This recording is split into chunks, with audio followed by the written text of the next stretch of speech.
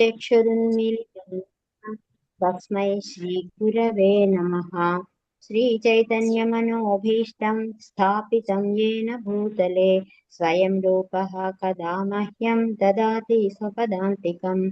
वन्देऽहं श्रीगुरो श्रीयुतापदकमलं श्रीगुरून् वैष्णवांश्च श्रीरूपं साग्रजातं सहगणा रघुनाथान्वितं तं सजीवम् साद्वैतं सावधूतं परिजनासहितं कृष्णचैतन्यदेवं श्रीराधाकृष्णपादान् सहगणा ललिता श्रीविशाखान्वितांश्च।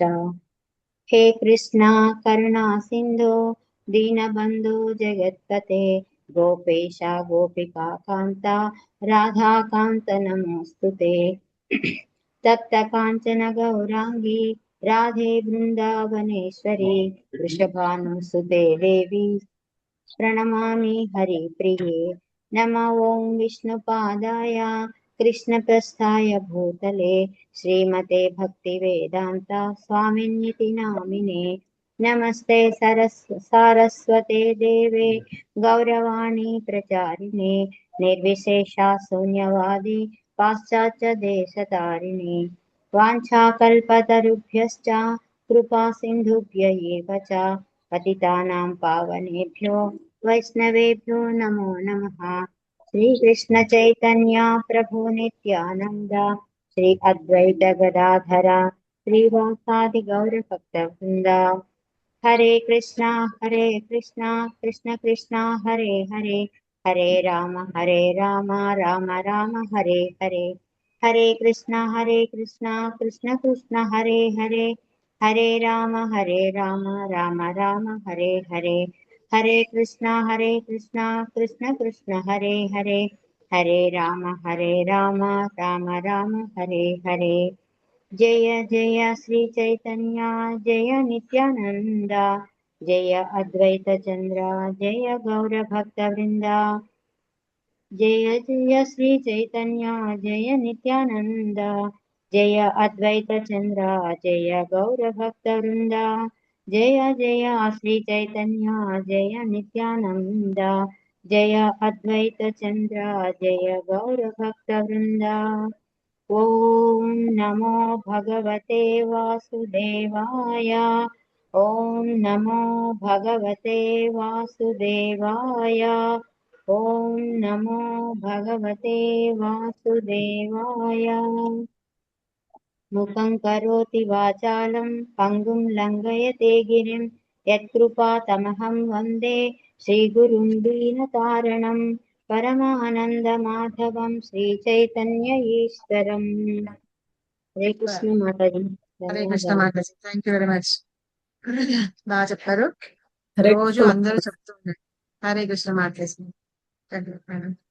సో మనం లాస్ట్ క్లాస్ లో ఏం చదువుకున్నాం, ఎవరికన్నా గుర్తుందా కొంచెం? అంటే గుహ్యమైన రహస్యం గురించి చెప్పారు ప్రభు. ఏంటా రహస్యం? నన్నే ప్రార్థించు, నాకే నమస్కరించు, అన్ని ధర్మాలని విడిచి సర్వధర్మాన్ని పరిత్యజ్య అని చెప్పారు మాత. అప్పుడు నీ పాపాలన్నిటి నుంచి నేను విముక్తి గావిస్తాను అని చెప్పారు. హరే కృష్ణ. 4 చెప్పారు. నన్ను ఎల్లప్పుడూ నా గురించి చింతించు, నా భక్తుడే అవ్వు, నన్ను అర్చించు, నాకే నమస్కరించు. ఈ 4 చెప్పి సరే, ఈ 4 నువ్వేం చేయలేవు అనుకో, 24 గంటలు భగవంతుని చింతించడం అనేది కొంచెం కష్టమే అవుతుంది.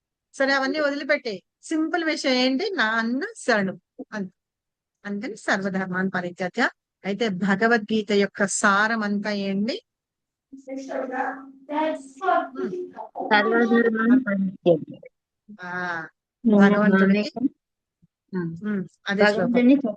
పొందడం, భగవంతుడి శరణు పొందడం. అప్పుడు అర్జునుడు ఏమన్నాడు? ఇవన్నీ చెప్పేసిన తర్వాత, భగవద్గీత అంతా చెప్పిన తర్వాత మళ్ళీ ఏం చెప్పారు? ఇవన్నీ చెప్పాయి, ఈ లాస్ట్ గుహ్యతర జ్ఞానం ఏదైతే ఉందో అది చెప్పారనమాట. నాకు తర్వాత శ్లోకాల్లో పర్పట్ చదువుతుంటే చాలా బాగా నచ్చింది. నేను మీతో షేర్ చేసుకోవాలనుకున్నాను. అందరిని చదువు, సరేనా? చదువుకొని లాస్ట్ శ్లోకం ఫినిష్ చేద్దాం. మనకిచ్చిన శ్లోకాల్లో వాటిల్లో లాస్ట్ శ్లోకం ఒకటి ఉంది, యత్ర యోగేశ్వర కృష్ణ అనేది ఆ శ్లోకం ఉంది. సో దానికంటే ముందు కొన్ని శ్లోకాలు ఉన్నాయి, అవి వాటిల్లో పర్పట్ చాలా బాగుంది. ఇంకా మనం ఏం చెప్పుకున్నాము, 2 శ్లోకాలు భగవద్గీత చెప్పే వాళ్ళకి ఏం లభిస్తుంది అని చెప్పాడు. అలాగే భగవద్గీత చెప్పే వాళ్ళకి ఏం లభిస్తుంది అని, అలాగే విన్న వాళ్ళకి కూడా ఏం లభిస్తుంది అని కూడా చెప్పారన్నమాట. సో కాబట్టి ఏంటంటే 70వ శ్లోకంలో స్టూడెంట్స్ కి ఏం చెప్తుంది అని, ఈ పవిత్రమైన సంవాదాన్ని శ్రద్ధతోటి వినాలి, అసూయ లేకుండా ఉండాలన్నమాట. అలాంటి వాళ్ళు కూడా ఏంటంటే నా దగ్గరికి వస్తారు అని. అప్పుడు ఏంటంటే శ్రద్ధ అసూయ రాహిత్యంతో ఎవరైతే శ్రవణం చేస్తారో వాళ్ళు పాప ఫలాల నుండి విముక్తి పొందుతారు అని చెప్పి, అందులో ఈ ఫస్ట్ పారాగ్రాఫ్ లో ప్రభుపాద చాలా మంచి పర్పట్ ఇచ్చారు. లైన్ చెప్పడం కష్టం అవుతుంది, ఎవరైనా సరే పర్పట్ చదవడానికి ట్రై చేయండి. 18వ అధ్యాయంలో 71వ శ్లోకంలో భాష్యం చదవండి. ఎవరి దగ్గర హరే book ఉంటే కృష్ణ వాళ్ళు మాతాజీ. హరే కృష్ణ మాతాజీ. చదవండి. ఈ అధ్యాయము నందలి 6వ 7వ శ్లోకమున భగవానుడు తన పట్ల అసూయ గల వారికి గీతా జ్ఞానమును బోధింపరాదని స్పష్టంగా పలికి ఉన్నాడు. భగవద్గీత భక్తుల కొరకే ఉద్దేశింపబడి ఉన్నది. కానీ కొన్ని మార్లు భక్తులు బహిరంగంగా గీతోపన్యాసములను చేయుచుందురు. కానీ అట్టి సభలోని శ్రోతలందరూ భక్తులు కాకపోవచ్చును. అయినను అట్టి వ్యక్తులు బహిరంగ సభలను ఎందుకు ఏర్పాటు చేయుదురనే ప్రశ్న ఉదయించవచ్చును. ఉపన్యాసమునకు వచ్చిన ప్రతి ఒక్కరూ భక్తులు కాకపోయినను వారిలో శ్రీకృష్ణుని పట్ల అసూయ లేని వారు అనేకులు ఉండవచ్చునని ఇక్కడ వివరింపబడినది. అట్టి వ్యక్తులు శ్రీకృష్ణుడు దేవాది దేవుడనేది విశ్వాసమును కలిగి ఉందురు. వారు ప్రామాణికుడైన భక్తుని నుండి భగవానుని గూర్చి శ్రవణము చేసినచో వెంటనే సర్వ పాప ఫలముల నుండి విముక్తులై పుణ్యాత్ములు నివసించు పవిత్ర లోకములను పొందగలుగుదురు. కనుకనే శుద్ధ భక్తుడగుటకు యత్నింపని వాడు కూడా శ్రద్ధతో భగవద్గీతను శ్రవణం చేయుట ద్వారా సమస్త పుణ్యకర్మల ఫలితములను పొందగలడు. భగవద్భక్తుడు ఈ విధంగా అందరినీ వారి వారి సర్వ పాప ఫలముల నుండి విముక్తులై భగవద్భక్తులకుటకు అవకాశము నొసగచుండెను. హరే కృష్ణ మాతాజీ. ఎంత బాగుంది కదా పర్పట్. చూడండి ప్రభుపాద ఎలా రాశారు. ఎలా తెలుస్తుంది మనకి? శ్రద్ధ లేదని తెలుస్తుందా మనకి? భగవంతుడు అంటే శ్రద్ధ లేదని తెలియదు. అలాగే 10 offenses తెలుసు కదా మనందరికి. 10 offenses లో 9th offense ఏంటి? ఎవరైనా చెప్పండి. అరుణ మాతాజీ గాని, పంప మాతాజీ గాని, సవిత మాతాజీ గాని. చెప్పకూడదు. మనకి ఎట్లా తెలుస్తుంది వాళ్ళకి నమ్మకం లేదని? అంటే వాళ్ళ వాళ్ళు బిహేవియర్ ఎప్పుడైనా బట్టి తెలిసిపోతుంది మాతాజీ. ఆర్గ్యుమెంట్ చేసిన సో అలాంటి వాళ్ళకి మనం చెప్పొద్దని చెప్పారు కదా. అంటే అలాంటి వాళ్ళు ఏంటంటే కొంచెం అసూయ పరులుగా ఉంటారు అన్నమాట. అలాగే ఇక్కడ ప్రభుపాద ఏం చెప్తున్నారంటే భగవద్గీత భక్తుల కోసమే ఉద్దేశింపబడిందా అంటే అందరి కోసం ఉద్దేశింపబడింది. ఇప్పుడు మరి అలాంటప్పుడు భక్తుల కోసమే కదా, మిగతా వాళ్ళు ఎందుకు బహిరంగంగా చెప్తున్నారంటే పోనీ భక్తులు ఉన్నారు కానీ వాళ్ళకి తెలియదు ఎటువైపు వెళ్ళాలో ఎట్లా వెళ్ళాలో. ఈ భగవద్గీత ఇవి బహిరంగంగా చెప్పడము ప్రచారం చేయడం ద్వారా ఏంటంటే వాళ్ళు భగవంతుడి మీదకే శ్రద్ధ వస్తుంది. కొంతమంది భక్తి ఉంటుంది, అబ్బా నేను ఏం చేయాలి ఏంటి తెలియదు పాపం వాళ్ళకి, ఏ మార్గంలో వెళ్ళాలి. అలాంటి వాళ్ళు ఇది విని వాళ్ళు ఏం చేస్తారు, భగవంతుని యొక్క భక్తులు అవుతారనమాట. అందుకని ఇలా ప్రచారం చేస్తూ ఉంటారు. కొంతమంది వందల్లోనో వేలల్లోనో వస్తారు, కానీ వాళ్ళల్లో ఎంతమంది శ్రద్ధగా భగవద్గీత వింటారు, ఎంతమంది కృష్ణుని తత్వాన్ని అర్థం చేసుకుంటారు అనేది అనమాట. సో అట్లాగా చేయడం మూలంగా వాళ్ళందరూ కూడా భక్తులు అవుతారు. అలా శ్రద్ధగా విన్న వాళ్ళు ఏమవుతుందంటే వాళ్ళ పాపాల నుంచి విముక్తులైపోతారు. వాళ్ళ పాపాల నుండి విముక్తులైపోయి వాళ్ళందరూ భగవంతుని యొక్క ధామానికి చేరడానికి కూడా అవకాశం లభిస్తూ ఉంటుంది. అందుకని ఈ ప్రచారం పెడుతూ ఉంటారట. సో ఇదొకటి గుర్తుపెట్టుకోండి. ఇక్కడ క్వశ్చన్ అడుగుతున్నారు చూడండి, అలాగా బహిరంగ సభని ఎందుకు ఏర్పాటు చేస్తారు అనే ప్రశ్న కూడా రావచ్చు. దానికి ఆన్సర్ చెప్తున్నారు ఇక్కడ ప్రభుపాద. సో అలాగే నమ్మకం లేని వాళ్ళకి, శ్రద్ధ లేని వాళ్ళకి మనం భగవద్గీత చెప్పొద్దు అని చెప్పారు. సో అట్లా లేని వాళ్ళని ఎలా తెలుస్తుందంటే ఇట్లా ఉంటేనే తెలుస్తుంది అనమాట. సో నెక్స్ట్ శ్లోకంలో 72వ శ్లోకంలో చెప్తున్నారు, ఓ పార్థ ధనంజయ, ఏకాగ్రతతో మనసుతో కూడి నువ్వు ఎంతటే శ్రవణం చేసావా? ఓకే, నీ అజ్ఞానాన్ని అన్నిటినీ మోహాన్ని మర్చిపోయినావా, వదిలిపెట్టేస్తావా? ఇప్పుడు అవన్నీ పోయినాయా అని అడుగు. అది చిన్న పారాగ్రాఫ్ ఉంది, అది కూడా చాలా బాగుంది. ఒకసారి మీరు ఎవరైనా చదవండి, బుక్స్ తీసి పెట్టుకోండి కొంచెం. శ్రీకృష్ణ భగవానుడు ఇచ్చట చదువుతున్నారా? చదవండి. విజయం విజయమాత చదవండి. భగవంతుడు నెక్స్ట్ కృష్ణకుమార్ మీకు ఇస్తాను. చదవండి, ఎవరో ఒకరు చదవండి. శ్రీకృష్ణ భగవంతుడు భగవాన్ అర్జునుడికి గురువులాగా వర్తిస్తున్నాడు. అందుకే మొత్తము భగవద్గీత సరి అయిన రీతిలో అర్థమైందో లేదో అర్జునుడిని అడగడం అతని కర్తవ్యం. ఒకవేళ కాకపోతే ఏ విషయాన్ని అయినా అవసరమైతే పూర్తి భగవద్గీతను తిరిగి వివరించడానికి దేవదేవుడు సిద్ధంగా ఉన్నాడు. ఉండండి మాతాజీ. మనం ఎప్పుడైనా సరే ఏదన్నా అడిగినప్పుడు అర్థమైందా, ఓకే అర్థమైందా అని ఇన్నిసార్లు అడుగుతాం కదా. ఎందుకు అంటే భయం లేదనమాట. మీకు అర్థం కాకపోతే అర్థం కాలేదని చెప్తే కనుక మళ్ళీ చెప్తాం. ఇక్కడ కృష్ణుడు కూడా అదే చేస్తున్నాడు అనమాట. మొత్తం అంతా చెప్పారు, దానికి సమ్మరీ చెప్పారు. మొత్తం ఈ భగవద్గీత అంతా చెప్పాను కదా, అసలు దాని సమ్మరీ ఏంటి చెప్పాను, అందులో ఉన్న గుహ్య జ్ఞానం ఏంటి అనేది చెప్పాను. చెప్పిన తర్వాత అర్జున నీ మోహాన్నంతటిని వదిలిపెట్టేసావా లేదా, నీకు అర్థమైందా లేదా, నువ్వు అంతా కరెక్ట్ గానే విన్నావా, లేకపోతే ఎక్కడన్నా మర్చిపోయినావా, లేకపోతే ఎక్కడన్నా సరిగా వినలేదా అని అడుగుతున్నారు. ఎందుకు అడుగుతున్నారట? ప్రభుపాద ఎంత బాగా రాస్తున్నారు చూడండి పక్కట్లో. అలా అడగడంలో ఉద్దేశం ఏంటంటే, ఒకవేళ నువ్వు ఎక్కడన్నా మిస్ చేసావనుకో, వినడం మిస్ చేసావనుకో, అది మళ్ళీ చెప్తారనమాట. ఒకవేళ మొత్తం అసలు భగవద్గీత అర్థం కాలేదనుకోండి, మళ్ళీ చెప్తారట. మళ్ళీ చెప్పడానికి అని చెప్పి తిరిగి వివరించడము ధర్మం అని చెప్పేసి అవసరమైతే భగవద్గీతనంతటినీ తిరిగి వివరించడానికి కృష్ణుడు సిద్ధంగా ఉన్నారనమాట. ఇంకొకసారి కూడా చెప్పడానికి.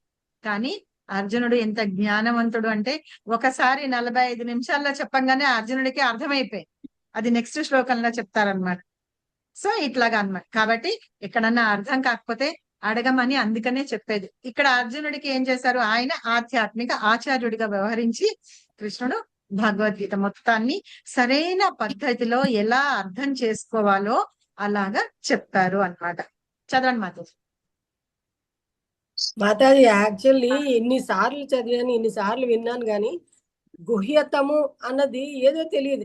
గుహ్యతం అన్న రహస్యం చెప్పాను కృష్ణుడు అని అంటే, ఏం రహస్యం చెప్పాడు బా, ఈ బాడీ నువ్వు కాదు ఆత్మ అన్నాడు. ఆ గుహ్యతం పదానికి అర్థం కాలేదు మాతాజీ. కానీ మనం ఈ పర్పట్లో చదివినప్పుడు ఇప్పుడు అర్థమైంది. అరే ఇన్నిసార్లు చదివినా అర్థం కాలేదు. ప్రతిసారి మనం గుహ్యతమ జ్ఞానం అంటే మళ్ళీ 9th చాప్టర్ లకి వెళ్ళిపోతాం అనమాట. పరమ గుహ్య జ్ఞానం అని చెప్పారు కదా, అక్కడ కూడా అందుకనే నేను ఆ శ్లోకం చెప్పాను చూసారా, నన్నే పూజించండి, నన్నే ధ్యానించండి చేస్తూ ఉంటది, డిఫరెన్స్ ఏది అని. సో అదనమాట. ఆ జ్ఞానాన్ని మళ్ళీ నేను మీకు చెప్తాను, తిరిగి చెప్తాను, దాన్ని బట్టి మీరు ఏంటంటే చెయ్యండి అని. సో ఇదే అన్నమాట చెప్పిన జ్ఞానం. మీరు నాకు నమస్కరించండి, నా గురించే చింతించండి, నన్నే పూజించండి, ఇంకేంటి నన్నే ధ్యానం చేస్తూ ఉండండి అని ఈ 4 చెప్పారు. ఇవి ఒకవేళ చేయలేకపోతే గనక ఏం చేయాలి, మనం భగవంతుడిని శరణు పొందాలన్నమాట. అక్కడ ఎలా అయితే గజేంద్రుడు తను చేయవలసినంత 1000 సంవత్సరాలు మొసలితోటి కొట్లాడాడు, యుద్ధం చేశాడు. యుద్ధం చేసిన తర్వాత ఏం చేశాడు, భగవంతుడా నాకెవ్వరు లేరు, దిక్కు నువ్వే దిక్కు అని చెప్పి, అదే అన్నమాట శరణం అంటే. దానికోసం శరణం అంటే వెళ్ళడము అట్లా ఏం లేదు, అంతా భగవంతుడా నువ్వు తప్ప నాకు వేరే దిక్కు లేరు అని అనడమే శరణం నాస్తి త్వమేవ శరణం అదే అన్నమాట. అదే అన్యథా శరణం నాస్తి త్వమేవ శరణం మమ రక్ష రక్ష జనార్దన. జనార్దన అంటే జనాలందరినీ ఉద్ధరించేవాడు. ఆయన ఎవరో ఉన్నాడు, మనకి తెలియదు ఎవరో కానీ వచ్చి రక్షించేవాడు. అలాగే ఎవరంటే జరాసంధుడు అనుకుంటా, మొత్తము అన్ని రాజ్యాలని జయించేసేసి 16,100 మంది రాణుల్ని వాళ్ళందరినీ తీసుకొచ్చి చెరసాల్లో పెట్టేస్తాడు. వాళ్ళందరూ ఏంటి బయటపడాలంటే వాళ్ళని ఎవరు రక్షిస్తారో వాళ్ళకి తెలియదు. అయితే భగవంతుడా రక్షించు అని కోరుకుంటూ ఉంటారనమాట. ఎప్పుడైతే కృష్ణుడు వచ్చి వాళ్ళని విడిపిస్తారో అప్పుడు నువ్వే మా దేవుడివి, ఎందుకంటే ఎవరైతే వచ్చి విడిపించారు కదా, అందుకని నువ్వే మా దేవుడు అన్నమాట. అలాగా ఆర్తులు వాళ్ళు ఎవరైతే ఉన్నారో వాళ్ళందరినీ భగవంతుడు రక్షిస్తాడు. కానీ ఏంటంటే నువ్వు తప్ప మాకు వేరే శరణం లేదు అని మనం శరణం అని అనడమే అన్నమాట. శరణాగతి పొందడం అంటే వేరే పెద్ద అర్థాలు ఏమి అవసరం లా, భగవంతుని నువ్వు తప్ప నాకు దిక్కు లేరు అని అనడమే అన్నమాట. అలా అంటే గనక ఆయన వచ్చి రక్షించేస్తారు. సో మాతాజీ కంటిన్యూ చేయండి. వాస్తవం నాకు నిజానికి శ్రీకృష్ణుడు వంటి లేదా అతని ప్రతినిధి వంటి ప్రామాణిక గురువు నుండి భగవద్గీతను విన్న ఎవరికైనా తన అజ్ఞానం పూర్తిగా నశించినట్లు తెలుస్తుంది. భగవద్గీత ఎవడో కవి లేదా నవలా రచయితచే రచింపబడిన సాధారణ పుస్తకం కాదు. అది భగవంతునిచే చెప్పబడింది. శ్రీకృష్ణుడి నుండి లేదా అతని ప్రామాణిక ఆధ్యాత్మిక ప్రతినిధి నుండి ఆ ఉపదేశాలను వినే భాగ్యం పొందినవాడు నిశ్చయంగా ముక్త పురుషుడై అజ్ఞానాంధకారం నుండి బయటపడతాడు. హరే కృష్ణ. ఎంత బాగుంది. కృష్ణుడు ఆధ్యాత్మిక ఆచార్యుడు. ఆయన చెప్పిన దాన్ని అర్థం చేసుకోవాలంటే అసలు ఫస్ట్ కృష్ణని అర్థం చేసుకోవాలి మనం. కృష్ణ తత్వాన్ని అర్థం చేసుకున్న వాళ్ళు ఎవరైతే ఉన్నారో ఆధ్యాత్మిక ఆచార్యులు ఉంటారు కదా, మన స్పిరిచువల్ మాస్టర్స్ అన్నమాట. వాళ్ళ ద్వారా ఇప్పుడు మనం భౌతికమైన చదువులు చాలానే చదువుకుంటాం. ఇప్పుడు నాకు చాలా సాంస్క్రిట్ వచ్చింది, నేను సాంస్క్రిట్ లో పండితుల్ని, లేకపోతే తెలుగులో పండితురాల్ని, నేను చెప్పేస్తాను అంటే అసలు కృష్ణ భావం ఏంటో తెలుసుకోకుండా నేను నాకు వచ్చు కదా అని శ్లోకాలు చదవడము, దానిలోంచి ఏదో నాకు అర్థమైంది ఏదో చెప్పడం అనేది తప్పనమాట. సో ఈ భౌతికమైన డిగ్రీలు గాని స్కాలర్స్ కానీ ఎవరెవరైతే ఉంటారో అంటే పండితులు అంటాం చూసారా, వాళ్ళనమాట. వాళ్ళు దీన్ని చెప్పలేరన్నమాట. ఎందుకు అంటే వాళ్ళకి ఆధ్యాత్మికమైన జ్ఞానము వాళ్ళ ఆధ్యాత్మిక ఆచార్యుల ద్వారా తెలుసుకొని లేరు కాబట్టి వాళ్ళు చెప్పడము కష్టం. సామాన్య మానవులకి ఇది అర్థం కాదనమాట.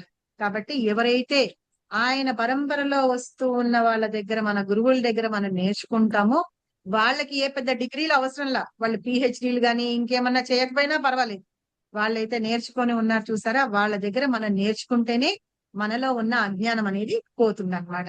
మనము ఈ సిచ్యుయేషన్ లో మనము ఎప్పుడు చెప్పుకుంటూ ఉంటాము, శ్రీరంగంలో ఒక బ్రాహ్మణుడు ఉంటాడు, చదువుతూ ఉంటాడు, భగవద్గీత బుక్ తీసుకొని ఇక్కడ అర్జునుడు కృష్ణుడు ఇద్దరు ఉన్నారు. అర్జునుడి రథాన్ని కృష్ణుడు తోలుతూ ఉన్నాడు, చూస్తున్నాడు, ఏడుస్తున్నాడు. చైతన్య మహాప్రభు వచ్చి అడుగుతారు, నువ్వు నిజమైన భక్తుడివి అని. అది ఆయనది అర్థం చేసుకోవాలి.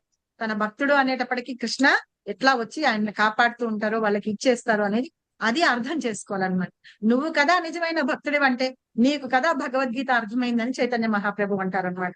సో అట్లాంటి ఆధ్యాత్మిక ఆచార్యుల ద్వారా మనం తెలుసుకుంటే గనక మనకి భగవద్గీత కరెక్ట్ గా అర్థం అవుతుంది. సో ఈ పర్పట్ నేను మీకు అర్థం అవ్వాలి. మీరు మళ్ళీ ఎక్కడన్నా చూసినప్పుడు ఈ క్వశ్చన్స్ ఎవరన్నా మిమ్మల్ని అడిగినా సరే ఆన్సర్లు ఇదిగో భగవద్గీతలో ఉంది, ప్రభుపాద రాశారు చూడండి అని చెప్పడం కోసమని మీకు చెప్పారు. సో తర్వాత కృష్ణ ఇవన్నీ చెప్పిన తర్వాత అడిగారు కదా, నీకు అర్థమైందా, బాగానే విన్నావా, నీ మనసుతో ఉన్న ఆ కార్పణ్యాలన్నీ, మోహము అజ్ఞానము అన్ని పోయినాయా అంటే అప్పుడు అర్జునుడు చెప్తున్నాడు అనమాట, ఓ అచ్యుత, నా మోహం ఇప్పుడు నశించిపోయింది, నీ కృప వల్ల మళ్ళీ నాకు స్మృతి అనేది వచ్చింది, నేను ఇప్పుడు స్థిరంగా ఉన్నాను, నాకు అసలు ఆ డౌట్స్ అనేవే లేవు, నీ ఆజ్ఞ ఏదైతే ఉందో అదే దానికి నేను నడుచుకుంటాను అని చెప్పేసి చెప్తున్నారు అనమాట. అయితే ఇక్కడ 1 2 3 4 5 6 7 8 9 10 6th లైన్ నుంచి చదవండి మాతాజీ. ఎవరన్నా ఇందాక ఎవరో చదువుతానన్నారుగా, విజయ మాతాజీనో కృష్ణకుమారి మాతాజీనో. ఇప్పుడు ఏం చెప్తారంటే చైతన్య మహాప్రభు ఇలా తెలుపుచున్నారు, ఆ తర్వాత నుంచి చదవండి మాతాజీ.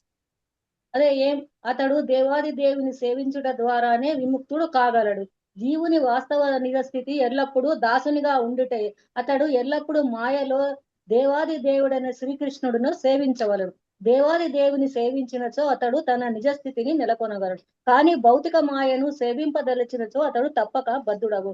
జీవుడు భ్రాంతితో భౌతిక జగత్తును సేవించును. అంతేకాకుండా అతడు మోహవాంఛల చేత బద్ధుడైనను తనకు తాను ఈ జగత్తుకు ప్రభువునని భావించినను ఇదే మాయ అనబడను. అయినను మానవుడు ముక్తుడైనచో అతని మోహము నశించును. అప్పుడు అతడు భగవానుని నిర్దేశములను అనుసరించి వర్తించుటకు స్వచ్ఛందముగా శరణాగతుడగును. తాను భగవంతుడనని భావించుటయే మాయ చివరి ఉచ్చు. అట్టి భావన జీవుని బంధించుటకు మాయ పన్నిన వల. అట్టి భావనలో జీవుడు తాను బద్ధుడను కానని కేవలము భగవానుడను అని భావించును. అట్టి జీవుడు ఎంతటి మూర్ఖుడనగా తాను భగవానుడైనచో తనకు సందేహములు ఎట్లు కలుగుననే విషయమును మాత్రము గుర్తింపడు. ఈ విషయమును అతడు పట్టించుకొనడు. కనుకనే ఈ భావన మాయ యొక్క చివరి వల అగును. నిజమునకు దేవాది దేవుడైన శ్రీకృష్ణ భగవాన్ని అవగాహన చేసుకొని అతని ఆజ్ఞానుసారము వర్తించుటయే మాయాశక్తి నుండి విముక్తి సాధించుట కాగలదు. ఎంత బాగా చెప్పారు చూసారా. మనం ఏంటంటే మనం మాయలో పడిపోతున్నాం, ఆ మాయలోంచి బయటకు వచ్చి భగవంతుడి సేవ చేసామనుకోండి, అదే శరణం, అది మన శరణాగతి అన్నమాట.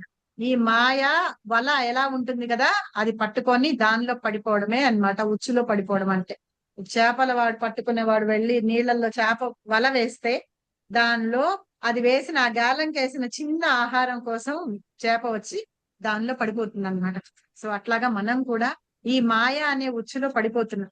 ఎప్పుడైతే మనం కృష్ణ తత్వాన్ని అర్థం చేసుకోగలుగుతామో అప్పుడు మనం భక్తులం అవుతాం అనమాట. ఆ మాయ నుంచి విడిపడిపోతాము అని చెప్తున్నారు. కాబట్టి కృష్ణ చెప్పిన ఈ ఆజ్ఞ మనకి వేరే ఎవరో చెప్పలేదు, స్వయంగా దేవాది దేవుడే చెప్పారనమాట. ఈ ఆజ్ఞలు ఏవైతే ఉన్నాయో ఇది భగవద్గీతలో చెప్పారు. అసలు మీరు ఇది ఆజ్ఞ ఏంటి మాతాజీ, భగవద్గీత అన్నారు, గీతం కదా అని అనొచ్చు. ఎక్కడ చెప్పారు చెప్పండి ఆజ్ఞలు? ఇన్స్ట్రక్షన్స్ అంటాను చూసారా, ఏమన్నా ఒకటి చెప్పండి ఎవరన్నా. Simple simple శ్లోకాలే.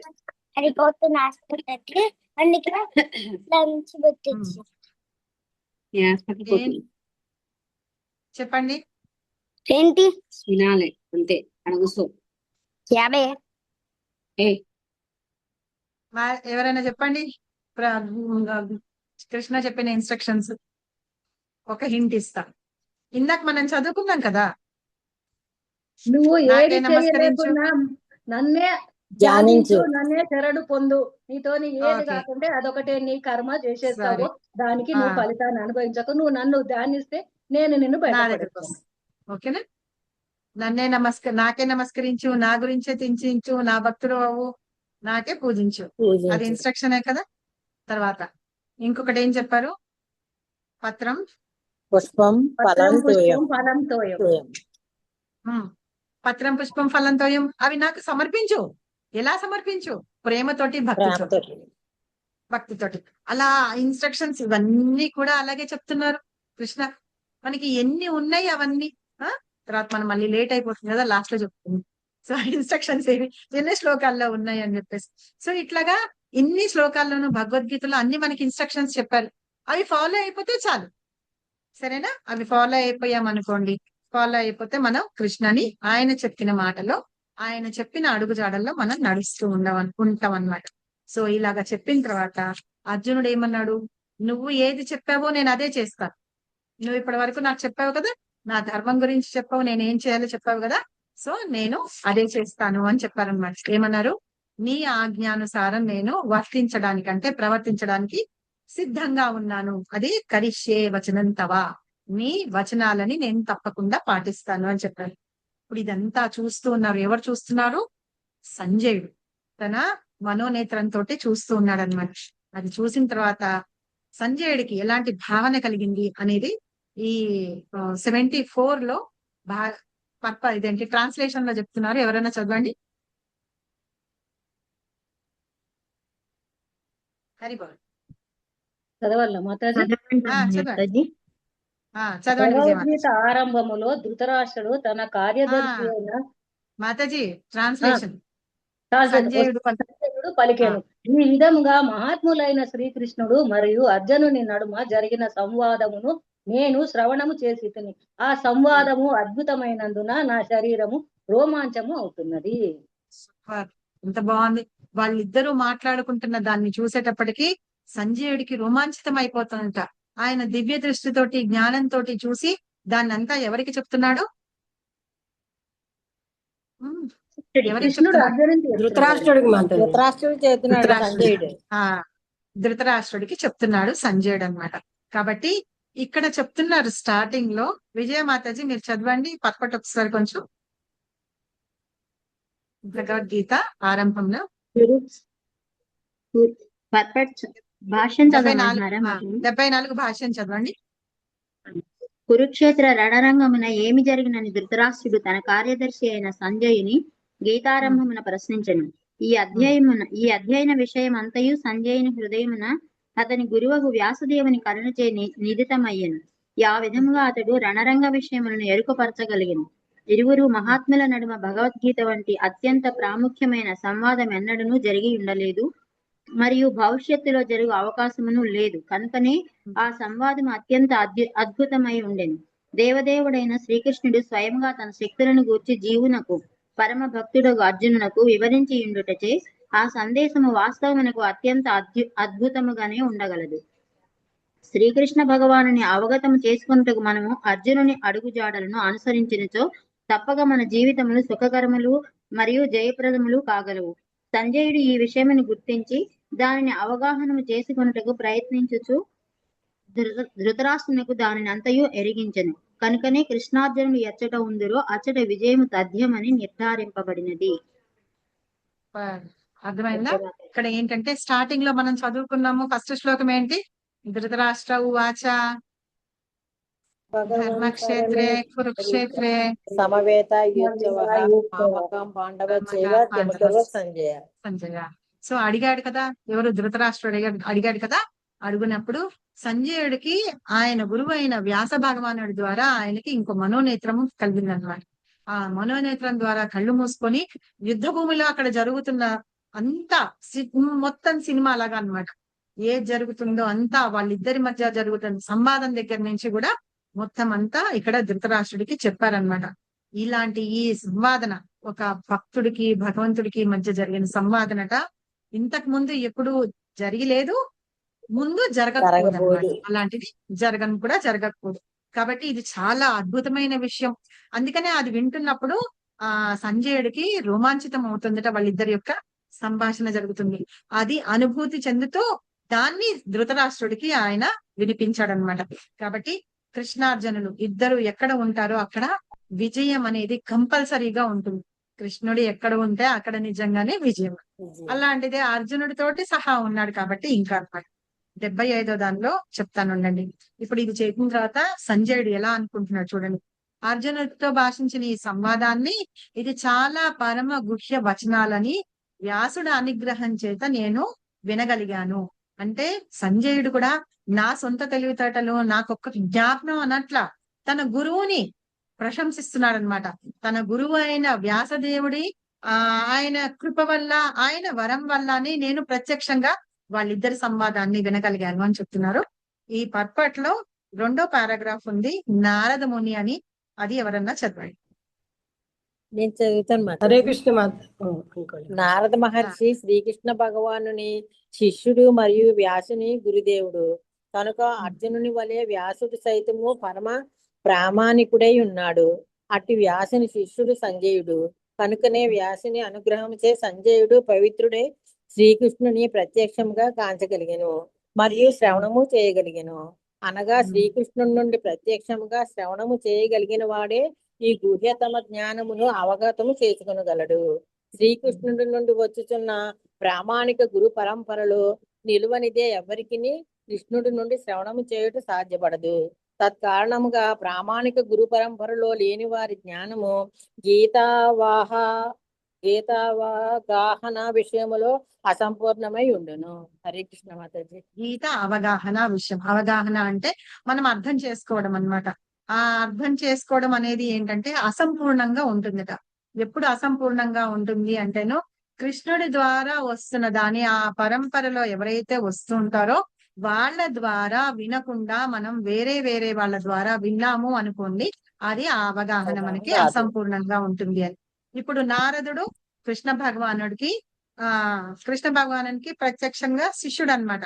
ఇప్పుడు ఏదైనా జ్ఞానాన్ని భగవంతుడి ప్రసాదించారంటే ఫస్ట్ కృష్ణుడు బ్రహ్మదేవుడు నారదుడికి అట్లాగా ప్రసాదించి ఉన్నారనమాట.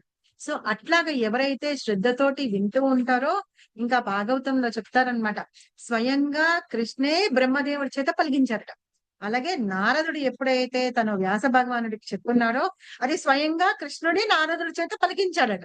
ఎప్పుడైతే వ్యాసుడు తన శిష్యులకి చెప్తూ ఉన్నారో ఇప్పుడు స్వయంగా కృష్ణనే చెప్పిస్తూ ఉన్నాడట. అలా ఏదైతే గురు శిష్య పరంపరలో వస్తుంది చూసారా, అలా వచ్చిన ఈ జ్ఞానాన్ని వ్యాసుడు కూడా తన ప్రామాణిక శిష్యుడు అని చెప్తున్నారు అనమాట. ఎలాగా? బ్రహ్మ నుండి నారదుడి నుంచి వ్యాసుడు కదా, అందుకని ఇండైరెక్ట్ గా వచ్చి కృష్ణుడి యొక్క శిష్యుడు వ్యాస భగవానుడు అయినాడు. సో అలాగా శిష్యుడు, వ్యాసుని యొక్క శిష్యుడు సంజయుడు. ఆ సంజయుడికి తన భక్తుడు అంటే తన ఏమన్నాలి, గురువు వరమిచ్చి నువ్వు ఇట్లాగా అర్థం చేసుకుంటావు అని చెప్పి ఇచ్చారు కాబట్టి ఆ జ్ఞానాన్ని సంజయుడు డైరెక్ట్ గా అర్థం చేసుకోగలిగాడట. మనం ఈ గురు శిష్య పరంపర అనేది మనము భగవద్గీతలో స్టార్టింగ్ లో ఉంటుంది. స్టార్టింగ్ లో మనకి గురు శిష్య పరంపర అని ఉంటుంది. ఫస్ట్ చాప్టర్ కి స్టార్ట్ చేసే ముందు లెఫ్ట్ సైడ్ లో ఉంటుంది ఈ బుక్ లో, నా దగ్గర బుక్ లో. మీరు అది కూడా చూడండి. 32 నెంబర్లు ఉన్నాయి లైన్ గా. తర్వాత లాస్ట్ లో చదువుకున్నాం మనము ఈ యథాతథాన్ని గురు శిష్య పరంపర ద్వారా మనం నేర్చుకోవాలి అంటే ఇప్పుడు మనం దానికి సంబంధించిన వాళ్ళమా కాదా అంటే ఎలా వచ్చింది ఆ గురు శిష్య పరంపర ఎలా వచ్చింది అని భక్తి వేదాంత స్వామి శ్రీల ప్రభుపాద ఎక్కడ ఉన్నారంటే 32లో ఉన్నారనమాట. సో ఆయన ద్వారా మనం నేర్చుకుంటున్నాము. ఆయన రచించింది, ఆయన శిష్యుల ద్వారా మనం నేర్చుకుంటున్నాం. ఇప్పుడు గురు మహారాజ్ కానీ వాళ్ళందరూ ఉన్నారు చూసారా, వాళ్ళ ద్వారా మనం విని మనం చెప్తూ ఉన్నాం. కాబట్టి ఇది గురు శిష్య పరంపరలో వచ్చింది అని చెప్తున్నారు. మనము అలాగ నేర్చుకోవాలి. అలా నేర్చుకున్నందుకు, తెలిసినందుకు ఆ గురువు యొక్క వరం మూలంగా వ్యాస భగవానుడు అక్కడ జరుగుతున్నదంతా విన్నాడనమాట. వినగలిగాడు, చేయగలిగాడు. 76వ దానిలో ట్రాన్స్లేషన్ చదవండి ఎవరన్నా. హరే కృష్ణ మాత. హరే కృష్ణ. భగవద్గీత యొక్క అవగాహనము అత్యంత దివ్యమైనది. మాతాజీ ట్రాన్స్లేషన్ చదవండి ఫస్ట్. ఓ రాజా, శ్రీకృష్ణార్జునుల నడుమ జరిగిన అద్భుతమును పవిత్రమును అగు ఈ సంవాదమును స్మరించిన కొలది ప్రతి క్షణము పులకాంకితుడనై ఆనందము నొందుచున్నాను. ఎంత ఆనందం పొందుతున్నాడట ఎవరు? సంజయుడు. అదే కదా ఆ బ్రాహ్మణుడు కూడా పొందింది. కృష్ణుడిని చూస్తున్నాడు, అర్జునుడిని చూస్తున్నాడు. అర్జునుడి చూసి తంతూ ఉంటాడు కదా, రథసారథి అంటే ఎట్లా ఉంటారు? ఓ నువ్వు భక్తుడి కోసం ఇంత కూడా అయిపోయావా అని ఏడుస్తున్నాడు. అయ్యో ఇంత పనులు కూడా చేస్తావా, నీ కృష్ణ నిన్ను తంతున్నారు, అయినా సరే నువ్వు ఎట్లాగా నువ్వు వాళ్ళకి అంటే నీ భక్తుడి కోసం ఇంత చేస్తావని తను బాధపడుతుంటా. అలాగా వీళ్ళిద్దరి యొక్క సంవాదాన్ని వింటుంటేనో చాలా అద్భుతంగా ఉంది, చాలా పవిత్రమైంది. ఎందుకంటే భగవంతుడి యొక్క ముఖ పద్మం నుంచి వచ్చింది కాబట్టి చాలా అద్భుతమైనది, పవిత్రమైనది. అది వింటున్నా సరే, ఒక్కొక్కసారి తలుచుకుంటున్నా సరే అతనికి పులకించిపోతూ ఉన్నాడట. అంత అద్భుతమైనది వింటూ పులకించిపోయి ఆనందాన్ని పొందుతున్నట్ట సంజీవ్. చదవండి మాతాజీ. భాష్యం చదవమంటారా మాతాజీ? చదవండి. భగవద్గీత యొక్క అవగాహనను అత్యంత దివ్యమైనది. శ్రీకృష్ణార్జున సంవాద విషయములను అవగాహన చేసుకొనగలిగిన వాడు మహాత్ముడై అట్టి సంవాద విషయములను మరవకుండును. ఇది ఆధ్యాత్మిక జీవితపు దివ్య స్థితి. అనగా భగవద్గీతను ప్రామాణికాచార్యుని నుండి అనగా ప్రత్యక్షంగా శ్రీకృష్ణుని నుండి శ్రవణము చేయువాడు సంపూర్ణ కృష్ణ చైతన్యమును పొందగలుగును. అట్టి కృష్ణ చైతన్యమునకు ఫలితమేమనగా మానవుడు నిరంతరము అధికాధికముగా వికాసము నొందుచు ఏదియో కొంత సమయము కాకుండా ఎల్లప్పుడూ ప్రతి క్షణము జీవితమునందు పరమానందమును అనుభవించును. హరే కృష్ణ. సూపర్. మనం ఇది వింటూ ఉన్నాం అనుకోండి, మనం విన్నంతసేపే కాదట, జీవితాంతం కూడా ఆనందం పొందుతూ ఉంటాంట. అలా ఆనందాన్ని పొందినప్పుడు నిజమైన ఆనందం ఇక్కడ భగవంతుని యొక్క ధామంలోనే ఉంటుందన్నమాట. అలాగా భగవంతుని యొక్క ధామాన్ని చేరగలుగుతాం. 77 శ్లోకం చెప్తున్నారు. ఆ శ్లోకం కూడా ఇది కూడా సంజయుడే చెప్తున్నాడు అనమాట. ఇది ట్రాన్స్లేషన్ చదవండి ఎవరన్నా. సరే బోలు. ఓ రాజా, అద్భుతమైన శ్రీకృష్ణ భగవాను రూపమును స్మరించిన కొలది నేను విస్మయమునందుచు మరలా దివ్యానందం అనుభవించుతున్నాను. హరే కృష్ణ. కృష్ణుడు మామూలుగా ఏంటి రాజులాగా ఉంటారు, బృందావనంలో ఎట్లా ఉంటారు, గోవుల్ని వాటిని మేపడానికి వెళ్తున్నట్టుగా అట్లా ఉంటారు. కానీ ఇక్కడ కృష్ణుడు ఎట్లా వచ్చారు, యుద్ధం చేయడానికి ఒక మహావీరుడు లాగా వచ్చినట్టుగా వచ్చారనమాట. ఆయన అవతారం చూడండి ఎట్లా ఉందో. దాన్ని చూస్తూ ఉంటే, ఆయన చూస్తూ ఉంటేట చూస్తున్న కొద్దికి ఇంకా చూడాలి అనిపిస్తుందిట. పైగా ఆశ్చర్యం కూడా కలుగుతుందిట. ఆ ఆశ్చర్యం కలుగుతూ అది చూస్తూ ఇంకా ఆనందాన్ని అనుభవిస్తున్నాను నేను అని చెప్తున్నాడు సంజయుడు. ఆయన ఎంత అందంగా ఉన్నారు ఏంటి అని చెప్తూ ఆనందాన్ని అనుభవిస్తూ ఉన్నారు. ఈ పర్పట్ చదవండి, చాలా బాగుంటుంది. ఎవరన్నా. హరే కృష్ణ మాత. చదవన మాతది. చదవండి మాత. ప్రభుపాదుల వారి భాష్యం. వ్యాసుని అనుగ్రహముచే సంజయుడు కూడా అర్జునునికి ప్రదర్శింపబడిన శ్రీకృష్ణుని విశ్వరూపమును చూడగలిగినట్లు గోచరిస్తున్నది. అయినా శ్రీకృష్ణుడు అటువంటి రూపమును ఏనాడు ప్రదర్శించలేదని చెప్పబడింది. అది కేవలము అర్జునునికే ప్రదర్శింపబడినది. అయినా దానిని అర్జునునికి చూపించినప్పుడు కొందరు మహాభక్తులు కూడా ఆ విశ్వరూపాన్ని చూశారు. వ్యాసుడు వారిలో ఒక్కడు. ఆయన మహాభగవద్భక్తులలో ఒకడు. శ్రీకృష్ణుని శక్తి పూర్ణ అవతారముగా పరిగణింపబడతాడు. వ్యాసుడు దీనిని తన శిష్యుడైన సంజయునికి వెల్లడి చేశాడు.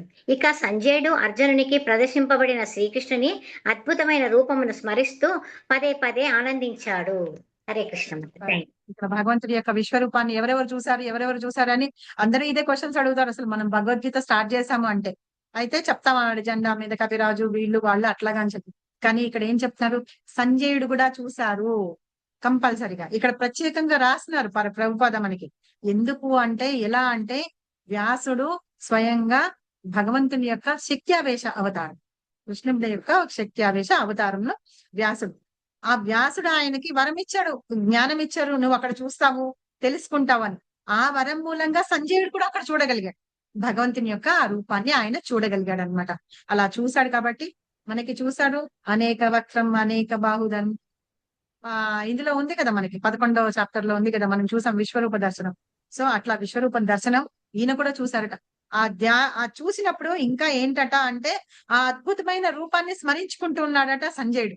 అలాంటి రూపాన్ని చూసి దర్శించుతూ ఇంకా ఆనందాన్ని పొందుతున్నట్ట, ఇంకా చాలా చాలా ఆనందాన్ని పొందుతూ ఉన్నట్ట. పొంది ఏం చెప్తున్నారు చూడండి, ఇదే మనం చదువుకునే లాస్ట్. మాతాజీ ఇప్పుడు ఆ భగవద్గీత ఎంతమంది విన్నారంటారు మాతాజీ? ధృతరాష్ట్రుడేమో సంజయ్ ద్వారా విన్నాడు, హనుమంతుడు విన్నాడు, ఈ మధ్య అర్జునుడు బభ్రువాహనుడని అర్జునుడు కొడుకు కూడా విన్నట్ట కదా మాతాజీ? విన్నాడు అని అంటారు. ఎందుకంటే తన తలతోటి అక్కడ ఉండి ఉంటాడు కదా, విన్నాడు అని అంటారు. కానీ మనకు తెలియదు ఇక్కడ ఎవరు విన్నారు ఏంటి అని ప్రత్యేకంగా చెప్పట్లేదు, కానీ విన్నాడు అని కూడా అంటారు. మొత్తం చూస్తూ ఉంటాడు. అసలు ఆ బభ్రువాహన్ కదేంటి మాతాజీ? అదే ఒకసారిట, ఒక్క నిమిషం మాతాజీ ఇక్కడ వస్తుంది.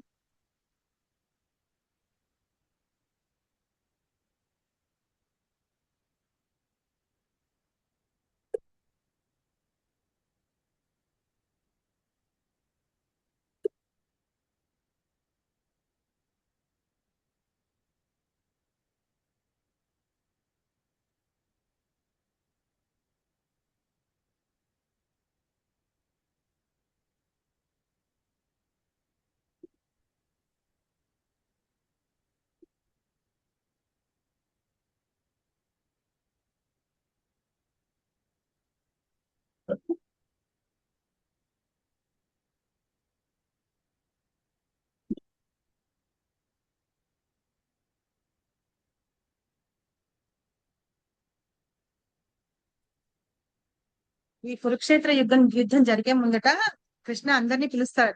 పిలిచి ఎవరెవరు ఈ యుద్ధంలో ఎంతమందిని చంపగలరు అంటే, పాండవుల వైపు వాళ్ళు కొంతమంది ఉంటారు, కౌరవుల వైపు ఉంటారు కదా. అలా అన్నప్పుడు ఎవరెవరు ఎంతెంత మందిని చంపగలరు అంటే, అందరూ వచ్చి నేను ఇంతమందిని చంపుతాను అంతమందిని చంపుతాను అంటారు. బభ్రువాహన ఆయన అంటాడట, బభ్రువాహన కాదనుకుంటా మాతాజీ, వేరే ఏదో పేరు ఉండదు. అయితే ఆయన ఏంటంటాడు, బభ్రువాహన. అయితే ఆయన అంటాడు, నేను ఒక్క నిమిషంలో మొత్తం అందరినీ చంపేస్తాను, ఒక్క నిమిషంలో చంపేస్తాను అంటాడట. తర్వాత ఎందుకును అతని తల తీసేస్తారనమాట. తీసేస్తే ఆ తల తీసినప్పుడు నేను యుద్ధం చూడాలనుకుంటున్నాను అని అంటేను ఆయన తల అలాగా ఉంటుందన్నమాట అక్కడ. ఆ యుద్ధాన్ని అంతా అలా చూస్తూ ఉంటాడట. అందుకని ఆయన కూడా విన్నారు అని అంటారు. కాబట్టి నాకు గుర్తు రావట్లేదు తొందరగా అది ఎందుకని తల తీసేస్తాడు అనేసి. ఆయన భీముడు గ్రాండ్ సన్ అనుకుంటాను, గ్రాండ్ సన్.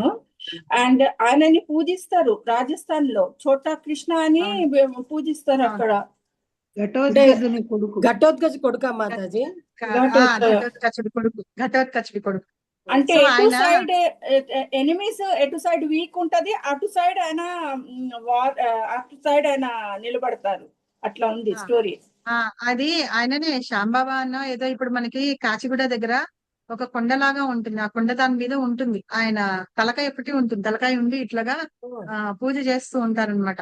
నార్త్ వాళ్ళు చాలా మంది రాజస్థాన్ వాళ్ళు చాలా మంది పూజ చేస్తూ ఉంటారు అనమాట. ఆయనని అదే మీరు చెప్పినట్టుగానే చోటా కృష్ణ అంటారనమాట. అలాగే ఆయన్ని కృష్ణుడిలాగానే వాళ్ళందరూ పూజ చేస్తూ ఉంటారు. అంత ప్రేమ అన్నమాట కృష్ణుడు అంటే కూడా ఆయనకి. సో అది తల ఎందుకు తీసేశారు అనేది నాకు కొంత తొందరగా గుర్తు రావట్లేదు. అయితే చెప్తాడనమాట, ఒక్క నిమిషంలో మొత్తం అందరినీ కౌరవాన్ని మొత్తం తుడిచిపెట్టేస్తానని చెప్తాడనమాట. తర్వాత ఎందుకునో మరి అతను తల తీస్తారో అట్లాగా ఉంటాడనమాట, ఉండి చూస్తాడు. సో అలాగా అతను కూడా విన్నాడు అని అంటారనమాట. సో కాబట్టి ఎందుకంటే మొత్తం యుద్ధాన్నంతా చూస్తానని చెప్పాడు కదా, ఉండి ఉంటాడు. మిగతా వాళ్ళందరూ ఎవరు కూడా, ఈవెన్ భీష్మ పితామహుడు గాని ఎవరు గాని ఈ సంవాదాన్ని ఎవరు వినలేదు అని చెప్తారనమాట. సో ఈ రకంగా ఈ సంవాదాన్ని వింటూ భగవంతుడి యొక్క ఆయన రూపాన్ని చూసి చాలా ఆనందిస్తూ ఉన్నాడట సంజయుడు. ఆనందించి ఎలా చెప్తున్నాడు చూడండి. ఎత్ర యోగేశ్వర కృష్ణ ఎత్ర పార్థో ధనుర్ధరః తత్ర శ్రీర్విజయో భూతి ధ్రువాణి తిర్మమా. షేర్ చేస్తా ఉండండి. శ్లోకం వచ్చిన వాళ్ళు ఈ లోపల చెప్తూ ఉండండి. హరే కృష్ణ మాతాజీ. యత్ర యోగేశ్వర కృష్ణ యత్ర పార్థో ధనుర్ధరః తత్ర శ్రీ విజయో భూతి ధ్రువా నితిర్మమ. హరే కృష్ణ. తిర్మమా చెప్పండి. ఇంకా ఎత్ర నెక్స్ట్ ఇంకెవరికి వచ్చింది? యోగీశ్వర కృష్ణో ఎత్ర పార్థో ధనుర్ధరః తత్ర శ్రీ విజయో భూతి ధ్రువ తిర్మమా. యత్ర యోగేశ్వర కృష్ణ యత్ర పార్థో ధనుర్ధరః తత్ర శ్రీ విజయో భూతి ధ్రువా నీతిర్మతిర్మమ. హరే కృష్ణ. ఇంకెవరు చదువుతారు చెప్పండి. అందరూ చదవండి. యత్ర యోగేశ్వర కృష్ణో యత్ర పార్థో ధనుర్ధరః తత్ర శ్రీ విజయో భూతిర్ధ్రువా నితిర్మతిర్మమ. హరే కృష్ణ. హరే కృష్ణ. యత్ర యోగీశ్వరో కృష్ణ యత్ర పార్థో ధనుర్ధరః యత్ర శ్రీ విజయోర్భూతి ధ్రువా నితిర్మమ. ఎత్ర అంటే ఎక్కడ, తత్ర అంటే అక్కడ. హరే కృష్ణ మాతాజీ. ఎత్ర యోగేశ్వర కృష్ణో ఎత్ర పార్థో ధనుర్ధరః తత్ర శ్రీ విజయో భూతి ధ్రువా నితిర్మతిర్మమ. హరే కృష్ణ మాతాజీ. ఎత్ర యోగేశ్వరః కృష్ణో ఎత్ర పార్థో ధనుర్ధరః తత్ర శ్రీ విజయో భూతిర్ధ్రువా నీతిర్మతిర్మమ. హరే కృష్ణ మాతాజీ. యత్ర యోగీశ్వరః కృష్ణో యత్ర పార్థో ధనుర్ధరః తంత్ర శ్రీ విజయో భూతిర్ధ్రువా నీతిర్మతిర్మమ. హరే కృష్ణ. యత్ర యోగీశ్వరః కృష్ణ యత్ర పార్థో ధనుర్ధరః తత్ర శ్రీ విజయోర్భూతి ధ్రువా నీతిర్మతిర్మమ. హరే కృష్ణ. Thank you. హరే కృష్ణ మాతాజీ. యత్ర యోగేశ్వరో కృష్ణ యత్ర పార్థో ధనుర్ధరః తత్ర శ్రీ విజయో భూతిర్ధ్రువా నీతిర్మతిర్మమ. హరే కృష్ణ మాతాజీ. Thank you. ఇంకెవరు చదువుతారు? మాతాజీ, భగవద్గీత అయిపోతుంది. 1 year ట్రావెల్ చేసాం. ఎవరు తెలియదు. ఎవరు వీడియోలు ఒక్కరోజు కూడా ఆన్ చేసుకోలేదు. ఇంకా అయిపోతుంది కూడా. అవును, కొంతమంది మాత్రమే తెలియగలిగారు. కృష్ణకుమారి మాతాజీ, మళ్ళీ విజయానంబూరి మాతాజీ, విజయ కొడాలి మాతాజీ, మొన్న మాతాజీ గుడివాడ మాతాజీ మాట్లాడారు. మాతాజీ శ్లోకాస్ కూడా నేర్పించరా భగవద్గీతలోవి? నేర్పిస్తాను. మీరందరూ వీడియో ఆన్ చేసుకోండి. కంపల్సరీగా నేర్చుకుందాము. సరేనా మాతాజీ? ఇది అయిపోయాక నెక్స్ట్ ఏం మొదలు పెడతారు మాతాజీ? ఇదే టైంలో మొదలు ప్రభుపాద బుక్ మొదలు పెడతారు. ఇదే టైమింగ్ మాతాజీ? ఇదే timing. Monday Tuesday Prabhupada book చదువుదాం. వెనస్డే థర్స్డే చిన్న బుక్స్ చదువుదాం అంటున్నారు అందరూ. చిన్న బుక్స్ చదువుదాము. ప్రభుపాద బుక్ అయిపోయిన తర్వాత నేను కుంతిమారాణి ప్రేయర్స్, తర్వాత మన కపిల భగవానుడి ఉపదేశాలు అవి నేను చెప్దామని నాకు ఆలోచన వచ్చింది నిన్ననే. అలా చెప్తూ భీష్మ పితామహుడివి అలాంటివి చెప్పుకుందాము. ఈ లోపల చిన్న పుస్తకాలు చదువుకుందాము. శుక్రవారం రోజు మాత్రం శ్లోకాలు చదువు. గోపిగీత్ కూడా చెప్పండి మాతాజీ. గోపిగీత్ చెప్దాం. ఒక్కొక్కటి చెప్దాం. ఫస్ట్ ప్రభుపాద బుక్ అనుకున్నా. ప్రభుపాద బుక్ చదువుకొని. ప్రభుపాదది ఏ బుక్ మాతాజీ? బుక్కే ప్రభుపాద అని ఉంటుంది కదా. పేరు అదే ఉంటుందా మాతాజీ? ప్రభుపాద అని ఉంటుంది. పద్మజ మాతాజీ దగ్గర ఉంటే గనక ఒకసారి చూపించండి, తర్వాత చెప్తాను. తెలుగులో కొనుక్కోమంటారా మాతాజీ? తెలుగులోనే కదా ఉంటే మంచిదే, లేకపోతే ఇక్కడ మనం డిస్ప్లే చేస్తాను, ఇట్లా చదువు. బుక్ కొనుక్కోలేకపోతే కొనుక్కుంటే గనక మంచిదే. బుక్ మన దగ్గర ఉంటే గనక, లేకపోతే అందులోదే మనకి మాతాజీ తీసి పెడతారు PDF. అది లేదు, బుక్ కొనుక్కుంటాను మాతాజీ, చూపించండి. Same timings. సరేనా? లైన్ కుందమాల చెప్పండి మాతాజీ. అలాగే ప్రభుపాద బుక్ చదువుకుంటూ రోజుకు ఒక ముకుందమాల స్తోత్రంలో శ్లోకం చెప్పు. ఓకే సరే. మాతాజీ, ఇక్కడ థ్యాంక్ యూ. దీన్ని కంప్లీట్ చేసుకుందాం ఇవాళ. ఇక్కడ ఏం చెప్తున్నారు? ఎత్ర యోగేశ్వర కృష్ణ అంటే యోగేశ్వరుడైన కృష్ణుడు ఎక్కడ ఉంటాడో, ఎత్ర పార్థో ధనుర్ధర ఎక్కడైతే ధనుర్ధారి అయిన అర్జునుడు ఉంటారో, తత్ర అక్కడ ఏముంటుందట? సంపద, విజయము, అసాధారణమైన శక్తి, నీతి కంపల్సరీగా ఉంటాయట. ఇది నా నిశ్చయము అంటున్నాను. కాబట్టి ఏంటంటే మనం ఈ శ్లోకాన్ని, ఫస్ట్ శ్లోకం వచ్చు కదా, భగవద్గీతలో ఫస్ట్ శ్లోకం వచ్చు కదా, మనం అందరం భగవద్గీత చదివేశాం. భగవద్గీత ఫస్ట్ శ్లోకం వచ్చు, భగవద్గీతలో లాస్ట్ శ్లోకం వచ్చు. సమవేతయుత్సవ మామక పాండవ సేవ కిమకర్వత సంజయ్. సరే, భగవద్గీత లాస్ట్ శ్లోకం ఏంటి అంటే చెప్పేయండి. మీరు భగవద్గీత చదివారా? ఏం చదివారు అంటే ఏం చెప్పండి?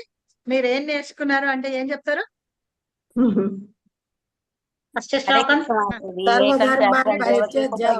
కృష్ణుడు ఎక్కడుంటే అక్కడే నామాని మాతాజీ ఉండండి. తర్వాత ఏకం తస్య దేవస్య సేవ అది చెప్తాం మాతాజీ. కాదు మాతాజీ, ప్రసన్న మాతాజీ ఏం చెప్తున్నారో వినండి. ఏం చెప్తారు? భగవద్గీత మీరు ఏం నేర్చుకున్నారంటే సర్వధర్మాన్ పరిత్యజ్య మామే శరణం. చెప్పండి.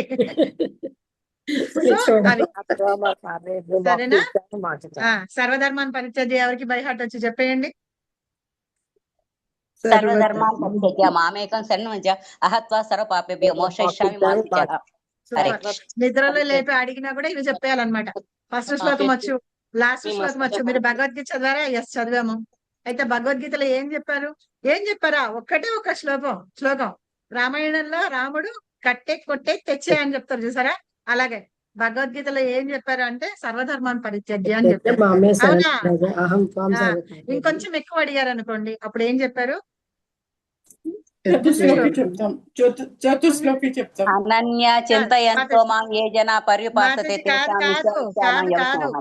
ఏం చేయమన్నారు? మీరు నా శిష్యులు కండి, నా భక్తులు కండి, నన్ను గురించే చింతించండి. అది చెప్పారు కృష్ణ. అది చేయండి. నా భక్తులు అవ్వండి, నన్ను పూజించండి, నాకు నమస్కరించండి, నాకే ధ్యానం చెయ్యండి అని చెప్పారు. అది చేయమని చెప్పారు కృష్ణ. అది చెయ్యండి. అది చేస్తే మీకు కృష్ణుడు లభించేస్తాడు, అంతే. సరే, ఇంకా ఏం చెప్పాడు కృష్ణ? అయితే అలా ఎలా చేయాలి? అప్పుడు అనన్యాశ్చింతయంతో మాం ఏదైనా పర్యుపాసతే తేషాం నిత్యాభియుక్తానం యోగక్షేమం వహామి. నేను ఇది చేశాను, నాకేంటి లాభం అంటే చెప్పారు కదా. ఏం చెప్పారు? అనన్యాశ్చింతయంతో మాం లాస్ట్ లో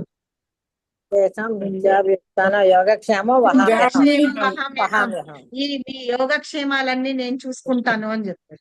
సో అదే భగవద్గీతలో అవే చెప్పింది. కాబట్టి ఇవి చెప్పారు. ఆ ఒక్కొక్క క్వశ్చన్ మీద మీరు డెవలప్ చేసుకుంటూ వెళ్తే అలా శ్లోకాలు వచ్చేస్తాయండి. సరేనా? మనం ఇది ఫినిష్ చేయడానికి ట్రై చేద్దాము.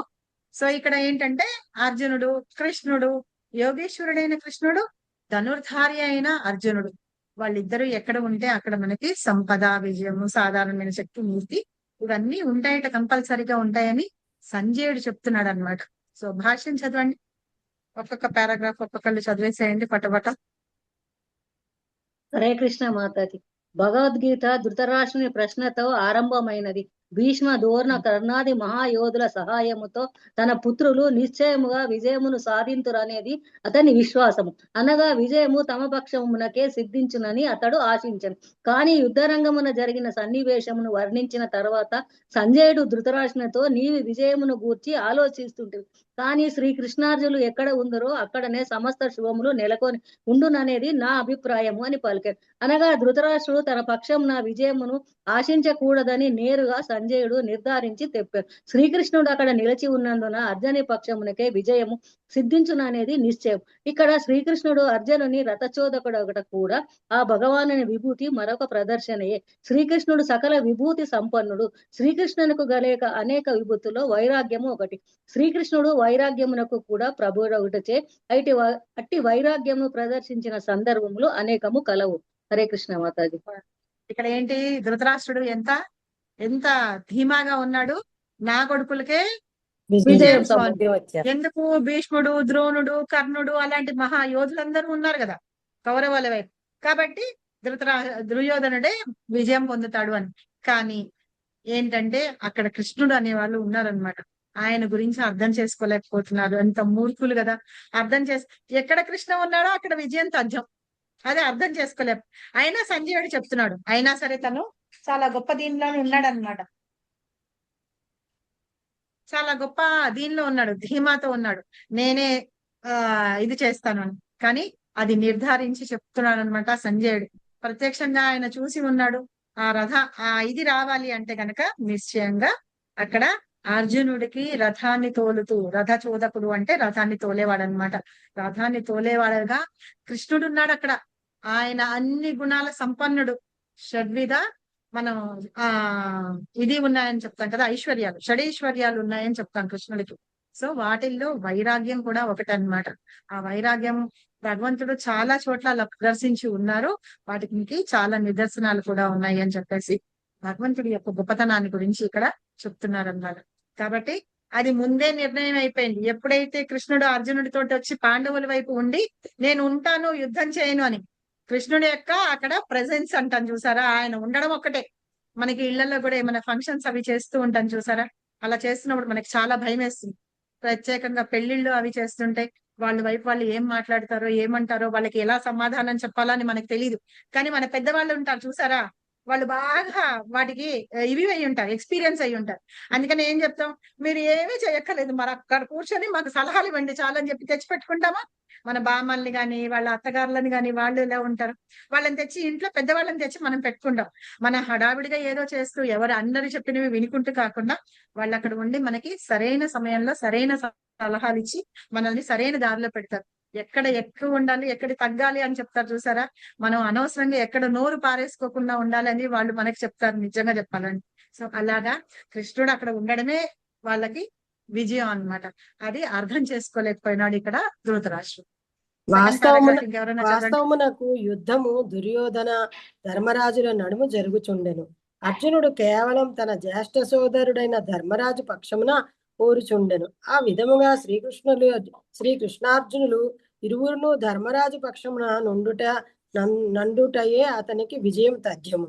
ప్రపంచమును ఎవ్వరూ పరిపాలింపవలెనో నిర్ణయించుట కొరకై ఆ యుద్ధము ఏర్పాటు చేయబడెను. అట్టి రాజ్యాధికారము యుధిష్ఠిరునికే సంప్రాప్తించునని సంజయుడు జోస్యం చెప్పాను. అంతేకాకుండా యుద్ధమున విజయము సాధించిన పిమ్మట ధర్మరాజు మరింత అధికమైన సుఖ సంపదలతో వర్ధిల్లునని కూడా ఇక్కడ సూచింపబడినది. ఎందుకనగా ధర్మరాజు ధర్మాత్ముడు మరియు పవిత్రుడు మాత్రమే కాకుండా గొప్ప నీతిమంతుడు. అతడు జీవితమున ఎన్నడూను అసత్యమును పలికి ఉండలేదు. హరే కృష్ణ. ఇక్కడ అయితే ఏంటంటే యుద్ధం చేసేది అర్జునుడు అని చెప్పేసి ఆ క్రెడిట్ అంతా అర్జునుడికి ఇచ్చేస్తున్నాడు. కానీ ఆ యుద్ధం ఎవరి మధ్య రాజు అయ్యేది ఎవరు అంటే ధర్మరాజు. దుర్యోధనుడు ధర్మరాజుకి మధ్య యుద్ధం అన్నమాట. కానీ తన సోదరుడు అంటే ఈ అర్జునుడు ఏం చేస్తున్నాడు, తన పెద్ద అన్నయ్య కదా ధర్మరాజు, తర్వాత భీముడు జ్యేష్ఠ సోదరుడు అంటే మొదటివాడు. ఆయన కోసం అర్జునుడు పోరాడుతూ ఉన్నాడు అనమాట. అయితే ఏది ఏమైనా సరే అక్కడ కృష్ణుడు అర్జునుడు వాళ్ళిద్దరూ ఉన్నారు. నరనారాయణుల రూపంలో వచ్చి బద్రికా ఆశ్రమం దగ్గర వీళ్ళు మళ్ళీ కృష్ణార్జునులుగా వచ్చారట. సో కృష్ణార్జునులు ఇద్దరు ధర్మరాజు వైపు ఉన్నారు కాబట్టి వాళ్ళకి విజయం ఎప్పుడు కంపల్సరిగా ఉంటుందన్నమాట. అయితే ఏంటంటే ఇంకొక విషయం మనం ఇక్కడ అర్థం చేసుకోవాల్సింది, ధర్మరాజు ధర్మాత్ముడు, ఆయన ధర్మంతో పరిపాలన సాగిస్తాడనమాట. ఈ దుర్యోధనుడు గనక వచ్చి ఉంటే గనక రాజ్యం సర్వనాశనం అయిపోతుంది అది అనేసి ఆ రాజ్యాన్ని ధర్మరాజుకి పట్టం కట్టాలి అని చెప్పేసి అంటున్నారు. అక్కడ సుఖంతో సంపదలతోటి విరాజిల్లుతారట ప్రజలందరూ, ధర్మరాజు ఎప్పుడైతే రాజు అవుతాడో అని. సో అది కూడా ఒక విషయం. కాబట్టి అక్కడ విజయం ఎవరికి వస్తుంది, ధర్మరాజుకే వస్తుంది, వీళ్ళే గెలుస్తారు పాండవులు. ఆ విషయాన్ని ఇక్కడ వీళ్ళు అర్థం చేసుకోలేకుండా ఉన్నారనమాట. థర్డ్ పారాగ్రాఫ్ ఎవరైనా చదవండి. హరే కృష్ణ మాతాజీ. భగవద్గీతను రణరంగమున ఇరువురు స్నేహితుల నడుమ జరిగిన సంభాషణగా భావించు మూఢులు పెక్కుమంది కలరు. కానీ స్నేహితుల నడుమ జరిగేది సాధారణ సంభాషణలు ఎన్నడూనూ శాస్త్రము కాజాలదు. మరికొందరు అధర్మ కార్యమైన యుద్ధమునకు శ్రీకృష్ణుడు అర్జునుని పురికొల్పనని తమ అభ్యంతరమును తెలుపుదురు. కానీ వాస్తవమునకు భగవద్గీత దివ్య ధర్మోపదేశమనే నిజస్థితి ఇచ్చట స్పష్టంగా తెలుపబడినది. దివ్య ధర్మోపదేశము గీత యందలి 9వ అధ్యాయపు 34వ శ్లోకమున మన్మనాభవ మద్భక్త అని తెలుపబడినది. అనగా ప్రతి ఒక్కరూ శ్రీకృష్ణ భగవానునికి భక్తులు కావలసి ఉన్నది. సర్వధర్మముల సారము శ్రీకృష్ణుని శరణు పొందుటయే. సర్వధర్మాన్ పరిత్యజ్య మామేకం శరణం వ్రజ. కనుక భగవద్గీత నీతి మరియు ధర్మముల దివ్య విధానములతో నిండి ఉన్నది. ఇతర మార్గములు సైతము పవిత్రీకరణం అనొచ్చునవే అయినను మరియు అంత్యమున ఈ మార్గమునికే మనుజుని కొనివచ్చునవైనను భగవద్గీత యందలి చివరి ఉపదేశమే నీతి మరియు ధర్మ విషయమున చరమోపదేశము. అదియే శ్రీకృష్ణ భగవానుని శరణాగతి. అట్టి శరణాగతియే అష్టాదశాధ్యాయపు తుది నిర్ణయమై ఉన్నది. ఎంత బాగా చెప్పారు చూడండి. ఒక ఫ్రెండ్స్ మధ్య ఉండే సంభాషణ అనేది మామూలుగా ఉండేది ఎప్పుడు ఒక పవిత్ర గ్రంథం కాదనమాట. సో ఇక్కడ వీళ్ళిద్దరి యొక్క పవిత్రమైన సంభాషణ, ఆ సంభాషణ ఎక్కడ జరిగింది? ఒక యుద్ధ రంగంలో జరిగింది. అందుకనే అది పెద్ద ఒక శాస్త్ర గ్రంథము, పవిత్రమైన గ్రంథం అయిందనమాట. కొంతమంది అనుకుంటారట, ఎవరు మూర్ఖులు అనుకుంటారట, వాళ్ళిద్దరి మధ్య ఆ రణరంగంలో జరిగిన సంభాషణ ఏంటి ఇది అని చెప్పేసి. నిజంగానే మూర్ఖులు అనమాట, అలాంటిది కాదు అని. అలాగే భగవంతుడు ఇక్కడ చెప్తున్నప్పుడు ఏం చెప్పారు? ఇందాక మనం చెప్పాము మన్మనాభ మద్భక్త అని. అది 9th చాప్టర్ లోనూ ఉంది, అలాగే 18th చాప్టర్ లో కూడా ఉంది అనమాట. సో ఇట్లా చెప్తూ ఏం చెప్తున్నారు? 2 చోట్ల మీరు నా భక్తులు కండి అని చెప్తున్నారు. అదే దివ్యమైన ఉపదేశం కృష్ణ మనకి ఇస్తున్నారు. కాబట్టి మీరందరూ నా భక్తులు అవ్వండి, నన్నే ధ్యానించండి, నన్నే పూజించండి, నాకే నమస్కరించండి. అంటే నా పైన ఇంకెవరు లేరు కాబట్టి నాకే చేయండి, నేను మిమ్మల్ని చూస్తాను అన్నమాట. అలాగ చెప్తూ కృష్ణ భగవానుడు ఏం చెప్తున్నారు? నా భక్తులు అవ్వండి అని, నన్ను శరణం పొందండి అని చెప్తూ ఈ సర్వధర్మాన్ పరిత్యజ్య అనే దాని గురించి చెప్పారనమాట. ఇదే ఏమేం చెయ్యాలి, మనం భగవంతుడు చెప్పిన ఆ ఇన్స్ట్రక్షన్స్ ఏవేవైతే ఉన్నాయో వాటిని మనం ఎలా ఫాలో అవ్వాలి అన్నమాట. ఈ విధానాలన్నీ కూడా భగవద్గీతలో చెప్పబడి ఉన్నాయి అని చెప్పేసి చెప్తూ మనం అందరం ఏం చేయాలట? ఆ చివరి ఉపదేశం ఏవైతే ఉన్నాయో అది పాటిస్తూ మనం భగవంతుడికి శరణాగతి పొందాలి అనేది చెప్తున్నారు. అదే లాస్ట్ అధ్యాయంలో ఇందాక మనం చదువుకున్న శ్లోకం అన్నమాట. సర్వధర్మాన్ పరిత్యజ్య, అదే భగవంతుడు ఇస్తున్న చరమ ఉపదేశము అని చెప్తున్నారు 18th చాప్టర్ లో. నెక్స్ట్ ఇంకెవరన్నా చదవండి మాతాజీ పారాగ్రాఫ్. ఇంకో 4 ఉన్నాయి, ఎవరైనా చదవండి. ఎవరు చదవరా? చదవమంటారా మాతాజీ? చదివేయండి. ఆత్మానుభూతిని బయటకు తాత్విక చింతనము మరియు ధ్యానం అనేవి ఒక మార్గమైనను శ్రీకృష్ణుని సంపూర్ణముగా శరణమునందుట అత్యున్నత పూర్ణత్వమని భగవద్గీత ద్వారా మనము అవగతము చేసుకొనవచ్చును. గీతోపదేశముల సారాంశం ఇదియే. వర్ణాశ్రమ ధర్మములు మరియు ఇతర ధర్మ విధానముల అనుసరించి ఉన్న నియమ పాలనా మార్గము గుహ్య జ్ఞానమై ఉన్నది. ధర్మమునందలి కర్మకలాపములు గుహ్యములు ఏ అయినను ధ్యానము మరియు జ్ఞాన సముపార్జనలు గుహ్యతరములై ఉన్నవి. ఇక సంపూర్ణ భక్తి భావనలో శ్రీకృష్ణుని శరణుదొచ్చి భక్తియుత సేవలో నిలుపమనటే గుహ్యతమమైన ఉపదేశమై ఉన్నది. అది ఏ అష్టాదశాధ్యాయపు సారాంశము. అదే చెప్తున్నారు. కృష్ణుని యొక్క శరణు పొందడం అనేది మనకి ఈ భగవద్గీత యొక్క సారాంశం అని. వర్ణాశ్రమ ధర్మాల్లో ఏది చేసినా ఏమైనా సరే ఆ జ్ఞానం అనేది, అంటే భగవంతుడికి శరణు పొందడం అనేది నిజమైన జ్ఞాన మార్గం అని. ఇది ఏంటంటే జ్ఞానము, ధ్యానము ఇవంటివన్నీ ఉంటాయి చూసారా, అవి ఊరికనే ఆత్మానుభూతిని పొందడానికే తప్పించి ఎప్పుడైతే కృష్ణుడిని శరణం వేడతామో అప్పుడే మనము ఆ పూర్ణ సిద్ధి అనేది పొందగలుగుతాంట. అదే ఇక్కడ చెప్తున్నారు 18th చాప్టర్ లో అని చెప్పు. కానీ మాతాజీ, దేవదేవుడైన శ్రీకృష్ణుడే నిజమైన సత్యము అనుట భగవద్గీత యొక్క ముఖ్య లక్షణం. పరతత్వము నిరాకార బ్రహ్మముగా, పరమాత్మగా, చివరకు దేవదేవుడైన శ్రీకృష్ణుడిగా 3 దశలలో అనుభూతమగును. పరతత్వపు సంపూర్ణ జ్ఞానం అనగా శ్రీకృష్ణుని సంపూర్ణ జ్ఞానమని భావం.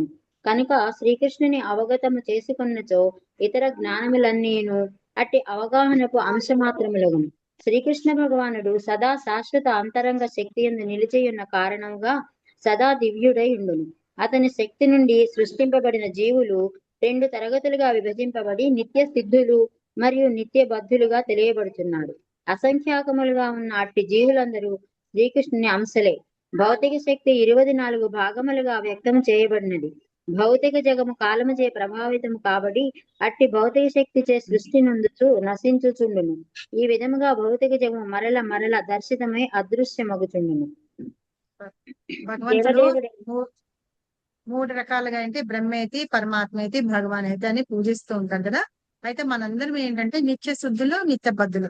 అంటే మనందరం బద్ధజీవులుగా ఉన్నాము. కొంతమంది ఏంటంటే భగవంతుని భక్తితో చేస్తూ ఉంటారు కదా, వాళ్ళు నిత్య సిద్ధులు అని అంటారు అనమాట.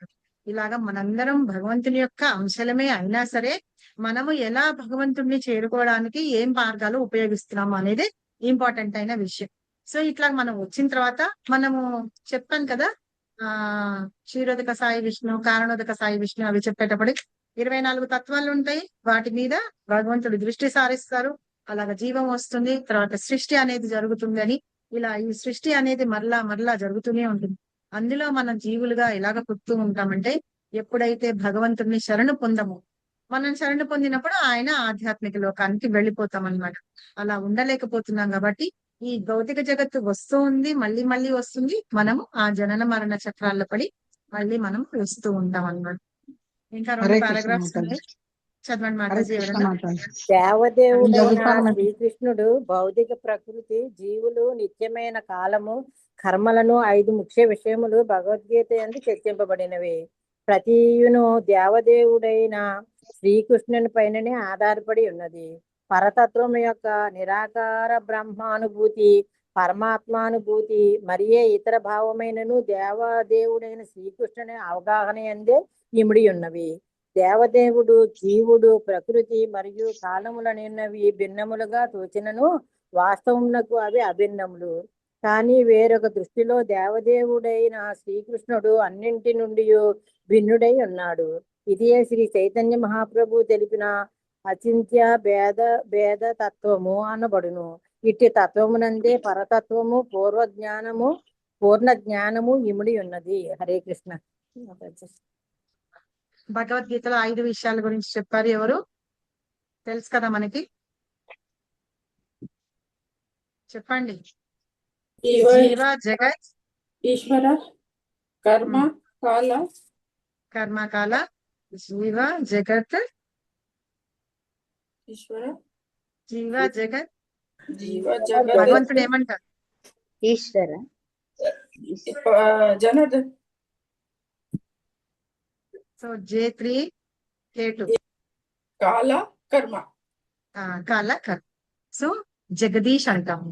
సో జీవ, జగత్, జగదీష్, కాల, కర్మ, ఈ 5 విషయాల గురించి చెప్తుంది. మనం 6 days భగవద్గీత కోర్స్ లో ఉన్నప్పుడు అవే నేర్చుకుంటాము. తర్వాత 18 days కోర్స్ లో ఉన్నప్పుడు కూడా అవి చాలా వరకు అవి నేర్చుకుంటూ ఉంటాం. సో ఇట్లా ఏంటంటే వీటి ముఖ్య విషయాల మీదే ఈ భగవద్గీత అనేది చర్చించబడి ఉందన్నమాట. అయితే ఈ భౌతిక జగత్తులో ఉన్నది ఏదైనా సరే మొత్తం అంతా భగవంతుడి మీద ఆధారపడి ఉన్నది, శ్రీకృష్ణుడి మీద ఆధారపడి ఉన్నది అని చెప్తున్నారు. అయితే మనందరం ఏంటంటే భగవంతుడి యొక్క చిన్న అణు మాత్రమే. కానీ మనం ఏం చేస్తున్నామంటే మనం భగవంతుడి కంటే ఎక్కువ అన్నట్టుగా మనం ఫీల్ అయిపోతూ ఉంటాం. ఎందుకు? నేను ఆయన నుండే వచ్చాను కాబట్టి నేను ఆయన సమానము అని చెప్పి. అదే చైతన్య మహాప్రభు చెప్పారనమాట, అచింత్య భేద. మీరు భగవంతుడితోటి సమానమే, కానీ భగవంతుడు మీకంటే కొంచెం ఎక్కువ. మీకు అలాంటి లక్షణాలు ఇంకా రాలేదు. భగవంతుడే అని. ఎందుకు? ఆయనకు ఉన్న షడ ఐశ్వర్యాలతోటి వాటితోటి మనం కంపేర్ చేసుకోలేమన్నమాట.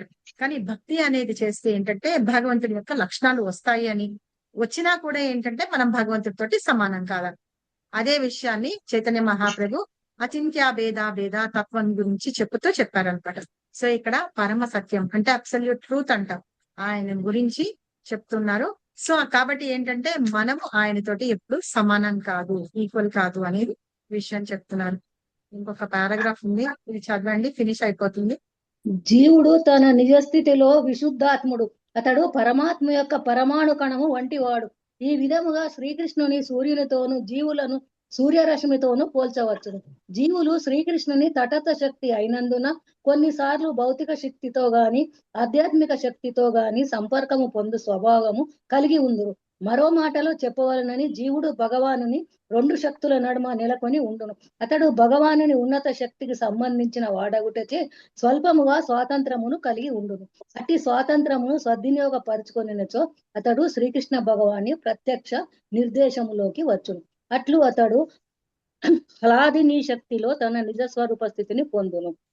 శ్రీమద్ భాగవతములోని ఉపసంహారము సన్యాసము యొక్క పరిణత్వము అను 18వ అధ్యాయమునకు భక్తి వేదాంత భాష్యము సమాప్తం. హరే కృష్ణ మాతాజీ. హరే కృష్ణ చెప్పండి మరి. హరే కృష్ణ కృష్ణ కృష్ణ హరే హరే హరే రామ హరే హరే రామ రామ హరే హరే హరే కృష్ణ కృష్ణ కృష్ణ హరే హరే హరే రామ హరే రామ రామ రామ హరే హరే. ఇప్పుడు ఏంటంటే హరే హరే రామ రామ రామ హరే హరే. సో ఇక్కడ కృష్ణుడు ఏంటంటే కృష్ణుని సూర్యుడితో పోలిస్తే మనల్ని ఏంటంటే జీవులని సూర్యరశ్మి అన్నమాట. అంత సూర్యుడు లేకపోతే సూర్యరశ్మి లేదు, అలాగే సూర్యరశ్మి లేదనుకోండి సూర్యుడు కూడా లేనట్టే లెక్క అనమాట. సో మనందరం భగవంతుడి నుంచి వచ్చాం కాబట్టి ఆయనతోటి వచ్చినా సరే ఆయనతోటి మనం ఎప్పుడు సమానం కాదనమాట. అదే ఇక్కడ చెప్తున్నారు. మనమందరం ఏంటంటే తటస్థ శక్తి, మార్జినల్ పొటెన్సీ అంటాం. కాబట్టి మనం ఎటువైపు వెళ్ళాలి? భగవంతుని సేవ చేస్తూ భగవంతుని ఆధ్యాత్మిక వైపు వెళ్ళాలన్నమాట. అలా వెళ్ళినప్పుడు ఏంటంటే మనలో ఎందుకు ఆ మార్పులు వస్తాయిట అంటేను ఈ ప్రకృతిలో ఉన్న త్రిగుణాల మూలంగా వాటి మూలంగా మనం మార్పు చెందుతూ ఉంటాము. కాబట్టి మనం ఎప్పుడైతే ఆధ్యాత్మిక వైపు వెళ్తూ ఉంటామో అప్పుడు మనం కొంచెం భగవంతుడిలో ఉన్న స్వభావాలు కలిగి ఉంటాము అని చెప్తుంది. అయినా సరే ఏంటంటే భగవంతుడితోటి సమానం కాదు అని ఆయన లాదిని శక్తి అంటే ఆనందం అన్నమాట. మనం ఏమి చేస్తున్నా సరే మన ఆనందం కోసం కాదు, భగవంతుని యొక్క ఆనందం కోసం చెయ్యాలి అని చెప్తున్నారు. అప్పుడు మనం ఏంటంటే అలాంటి ఆ వాస్తవిక ఆ స్వరూప స్థితి ఏదైతుందో ఆ స్థితికి పొందుతాము మనము అని చెప్పేసి చెప్తున్నారు. కాబట్టి ఎప్పుడైనా సరే జీవుడు ఎప్పుడు భగవంతుడితోటి సమానం కాదు. సో ఇది చెప్తున్నారు. ఇది భగవద్గీత 18th చాప్టర్ మనం ఫినిష్ చేస్తున్నాం. ఎవరికైనా ఏమైనా డౌట్స్ ఉన్నాయా అడగండి. అది ఏం డౌట్స్ లేవా? 18 చాప్టర్స్ చదువుతున్నాం మనం. మీరే మళ్ళీ భగవద్గీత సంక్షిప్తం ఒకసారి చెప్తే బాగుంటుందేమో మాతాజీ. మళ్ళీ భగవద్గీత చెప్పను నేను చెప్తాను. సరే సంక్షిప్తం సారాంశం 18 days కోర్స్ తీసుకుంటాను, తీసుకొని అందులో చెప్తాను. ఓకేనా? సరే మాతాజీ. అలాగే. సో ఈ లోపల మనం ఇవన్నీ చదువుకోవచ్చు. మళ్ళీ ఏమన్నా మేము నేర్చుకున్న విషయాలు మీకు అప్పుడు షేర్ చేస్తూ ఉంటాము. గుర్తొస్తుందో చెప్పండి. కొంచెం టైం చూసుకొని నేను ఎప్పుడు చేయగలను అనేసి ఆ టైమింగ్స్ ని బట్టి చెప్తాను. నేను పంప మాతాజీ మీకు డౌటా? డౌట్ మాతాజీ ఇందాక చెప్పారు కదా 9th అది 10 offenses లో 9th ఇన్స్ట్రక్షన్స్ ఉంటాయి. Do not instruct person. అయితే మనం ఎట్లా ప్రచారం చేసేటప్పుడు అందరూ ఆల్మోస్ట్ అదే స్టేట్ లో ఉంటారు, రిపల్సివ్ మోడ్ లోనే ఉంటారు. భగవద్గీత వినండి చదవండి అనగానే నో నో అంటారు. ఫస్ట్ వాళ్ళని కన్విన్స్ చేయటం కూడా చాలా కష్టం కదా మాతాజీ అలాంటి వాళ్ళని. సో ఎలా మాతాజీ వాళ్ళని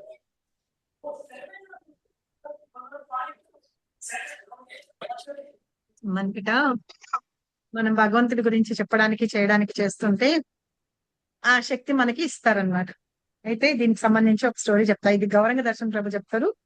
భాగవతం చెప్పేటప్పుడు 6th చాప్టర్ 7th చాప్టర్ చెప్పినప్పుడు చెప్పారనమాట.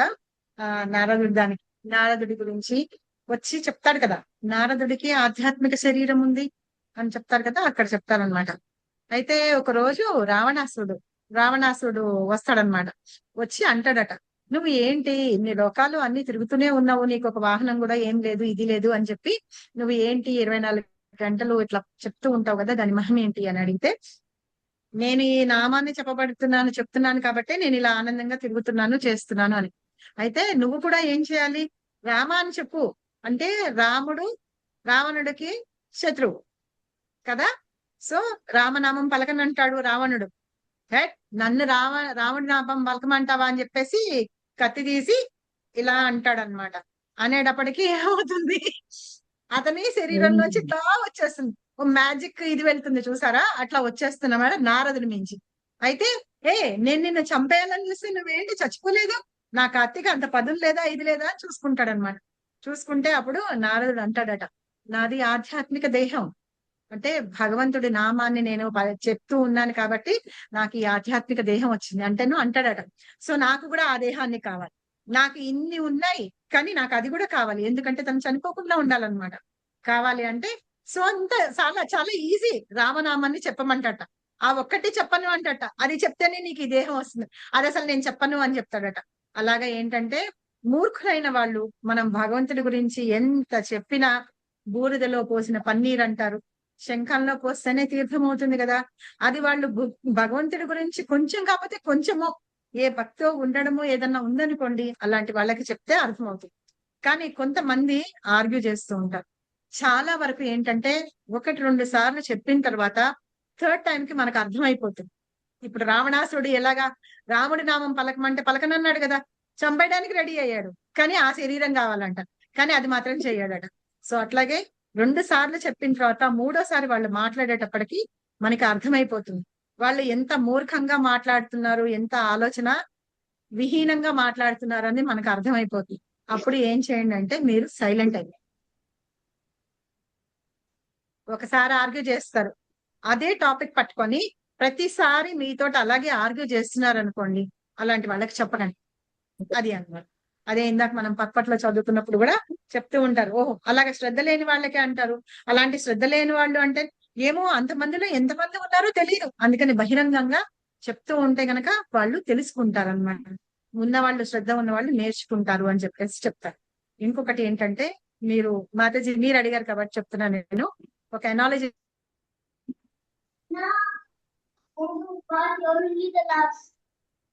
స్ట్రక్ అయిపోయింది మాతాజీ. స్ట్రక్ అయిపోయింది మాతాజీ. లైట్ పోయి ఉంటది, కరెంట్ పవర్ సప్లై పోయి ఉంటది మాతాజీ. వాళ్ళు ఎలాంటి వాళ్ళు అనేది అర్థమవుతుంటా వాళ్ళ మాటల్ని బట్టి. మాతాజీ కొన్ని స్కిప్ అయిపోయింది, మీ వీడియో స్ట్రక్ అయిపోయింది. అనాలజీ చెప్తాను అక్కడ అన్నారు, దాని తర్వాత అనాలజీ తర్వాత స్ట్రక్ అయిపోయింది.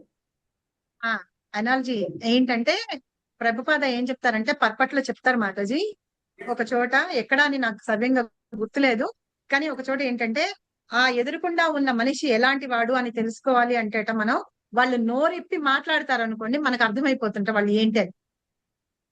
అక్బర్ బీర్బల్ది ఒక స్టోరీ కథ ఉంటుంది అనమాట. మీకు తెలుసా, ఒక ఒక స్కాలర్ వస్తాడు, ఒక పండితుడు వచ్చి నా మాతృభాష ఏది కనుక్కోండి అని చెప్తాడు. ఓకే, మాతృభాష ఏది కనుక్కోండి అని అంటేను అయితే అక్బర్ చాలాసేపు ఆలోచిస్తాడు. ఆలోచించిన తర్వాత బీర్బల్ కి పిలుస్తాడు అనమాట. బీర్బల్ ని పిలిచి ఇదిగో ఈ క్వశ్చన్ కి సొల్యూషన్ చూడు మనకి ఏంటి అని అంటేను సరే నేను రేపు చెప్తాను అంటాడు అనమాట. అయితే అతను ఉండడానికి అన్ని అరేంజ్మెంట్లు అన్ని చేస్తాడు. అయితే వాళ్ళ అప్పట్లో ఏంటంటే 1కి 2కి వెళ్ళాలంటే పొద్దున్నే కాలకృత్యాలు తీర్చుకోవాలంటే బయటికే వెళ్ళాలి, అవునా. సో ఇతను ఏం చేస్తాడంటే అలాగ వెళ్ళడానికి వెళ్తాడనమాట. అర్ధరాత్రి పూట వెళ్తాడు, వెళ్ళేటప్పటికి 1కో దేనికో వెళ్తాడు. వెళ్ళేటప్పటికి పైనుంచి నీళ్లు పోస్తాడనమాట. ఎవరు, అక్బర్ నీళ్లు పోయిస్తాడు. నీళ్లు పోసేటప్పటికి అతను ఏం చేస్తాడు, ఎవరా అది అనేస్తాడు. సరేనా, అంటే మనం కష్టంలో ఉన్నప్పుడు లేకపోతే ఆనందంలో ఉన్నప్పుడు చూడు, అబ్బా ఎంత బాగుంది అంటాం. ఆనందంగా ఉన్నప్పుడు ఎంత టేస్టీగా ఉందని, అది ఆనందంలో మన మదర్ టంగ్ వచ్చేస్తుంది. సో సరే నీళ్లు పోస్తాడు, ఎవర్రా అది అని పెద్దగా అరుస్తాడు. నెక్స్ట్ రోజు పొద్దున వస్తాడు, చూసారా ఇప్పటి వరకు ఇంత టైం అయింది మీ బీర్బల్ కూడా రాలేదు, నన్ను గుర్తుపట్టలేకపోయినాడు అంటేను మహాప్రభు నేను గుర్తుపట్టాను, మీ భాష తెలుగు అని చెప్పి చెప్తాడు అనమాట. ఎలాగా నేను అన్ని భాషలు 24 భాషలు నేను అనర్గళంగా మాట్లాడతాను, తమిళ్, హిందీ, ఇంగ్లీష్, తెలుగు, ఇంకా పాశ్చాత్య దేశ ఫ్రెంచ్, ఇవన్నీ జర్మన్ ఇన్ని మాట్లాడతాను, నా భాష తెలుగు అని నువ్వు ఎలా తెచ్చుకోగలిగావంటే, నిన్న రాత్రి నువ్వు బాత్రూమ్కి వెళ్ళినప్పుడు లఘుశంక అంటారనమాట. వెళ్ళినప్పుడు నీ నెత్తి మీద నీళ్లు ఎవరు పోసారు అని అంటే అది నీళ్ళా నువ్వే పోసావా అప్పుడు అన్నమాట. సో అప్పుడు చెప్తాడనమాట, అక్బర్ కి చెప్తాడు. సో ఇట్లా ఉన్నప్పుడు వాళ్ళ భాష అనేది మదర్ టంగ్ బయటకు వస్తుంది. అలాగే ఎవరన్నా మాట్లాడుతూ ఉన్నారనుకోండి, ప్రభుపాద చెప్తారనమాట మనకి, ఎవరైనా సరే ఆ మనిషి ఎలాంటి వాళ్ళు ఏంటి అని తెలుసుకోవాలంటే పైకి చాలా బాగా అందంగా అలంకరించుకొని అన్ని రకాలుగా ఉండొచ్చు, వాళ్ళు నోరిప్పితే వాళ్ళు మాట్లాడిన దాన్ని బట్టి వాళ్ళు ఏంటి అని తెలుస్తుంది. సో ప్రభుపాద ఇది చెప్తారు, నాకు చాలా బాగా నచ్చిన ఇది.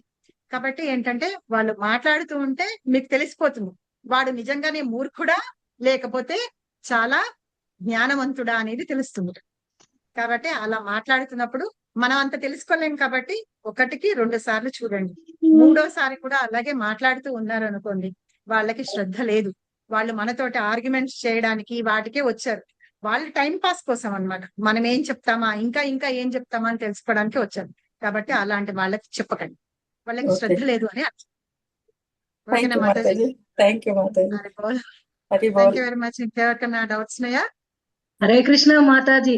ఇంకా కొంతమంది లోపల అభిప్రాయం ఎట్లుందంటే ఆ మహాభారతము గీతా బుక్ తీస్తే మా ఇంట్లో అన్ని గొడవలు అవుతాయని దాన్ని మంచిగా బట్టలో గట్టి పెట్టి పూజ చేస్తారు కానీ మాతాజీ దాన్ని తీయరు చదవరు మాతాజీ.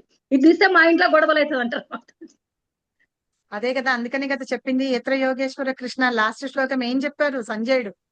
అర్జునుడును కృష్ణుడు ఎక్కడ ఉంటారో, ధనుర్ధారి అయిన కృష్ణుడు విజయం అనేది అర్జునుడు వాళ్ళకే ఉంటది మాతాజీ. కృష్ణుడు ఇద్దరు ఎలా ఉంటారో, ఎక్కడైతే ఉంటారో అక్కడ ఎన్ని జరుగుతాయట. విజయం లభిస్తుందట, ఐశ్వర్యం లభిస్తుందట, శక్తి ఉంటుందట, అన్ని రకాలు ఉంటాయట. మీ పిల్లలకి నిజంగానే విజయం కావాలి అని అంటారు అనుకోండి, మీ పిల్లలు ఎవరైనా సరే, వాళ్ళకి ఈ శ్లోకం చెప్పండి. ఈ శ్లోకం బై హార్ట్ చేసి రోజు 3 సార్లు చదవమని చెప్పండి. చదివితే కంపల్సరిగా వాళ్ళకి అర్జునుడి మీద కృష్ణుడి మీద ఇష్టం వస్తుంది. అప్పుడు వాళ్ళిద్దరూ వాళ్ళ మనసులో ఎప్పుడు ఉంటే వాళ్ళకి ఈ 4 కంపల్సరిగా వస్తుంది. మీకు విజయం కావాలి పరీక్షల్లో అంటే నేర్పించేవి, ఈ శ్లోకం నేర్పించి మీరు చదవమని చెప్పండి. మనం ఎలా అయితే భయం వేస్తుంది అంటే హనుమాన్ చాలీసా చదువుకోమనో, లేకపోతే హనుమంతుడిని తలుచుకొని హనుమంతుడి ఫోటో తల కింద పెట్టుకొని పడుకోమని చెప్తాం కదా మనం, కదా చెప్తామా? అలాగే అన్నమాట. ఇలాగా కానీ మా ఇంట్లో ఇవి చెప్పండి. నమ్మరు మాతాజీ. ఎలా చెప్పాలి? Sorry recordings sorry Mataji. అదంటే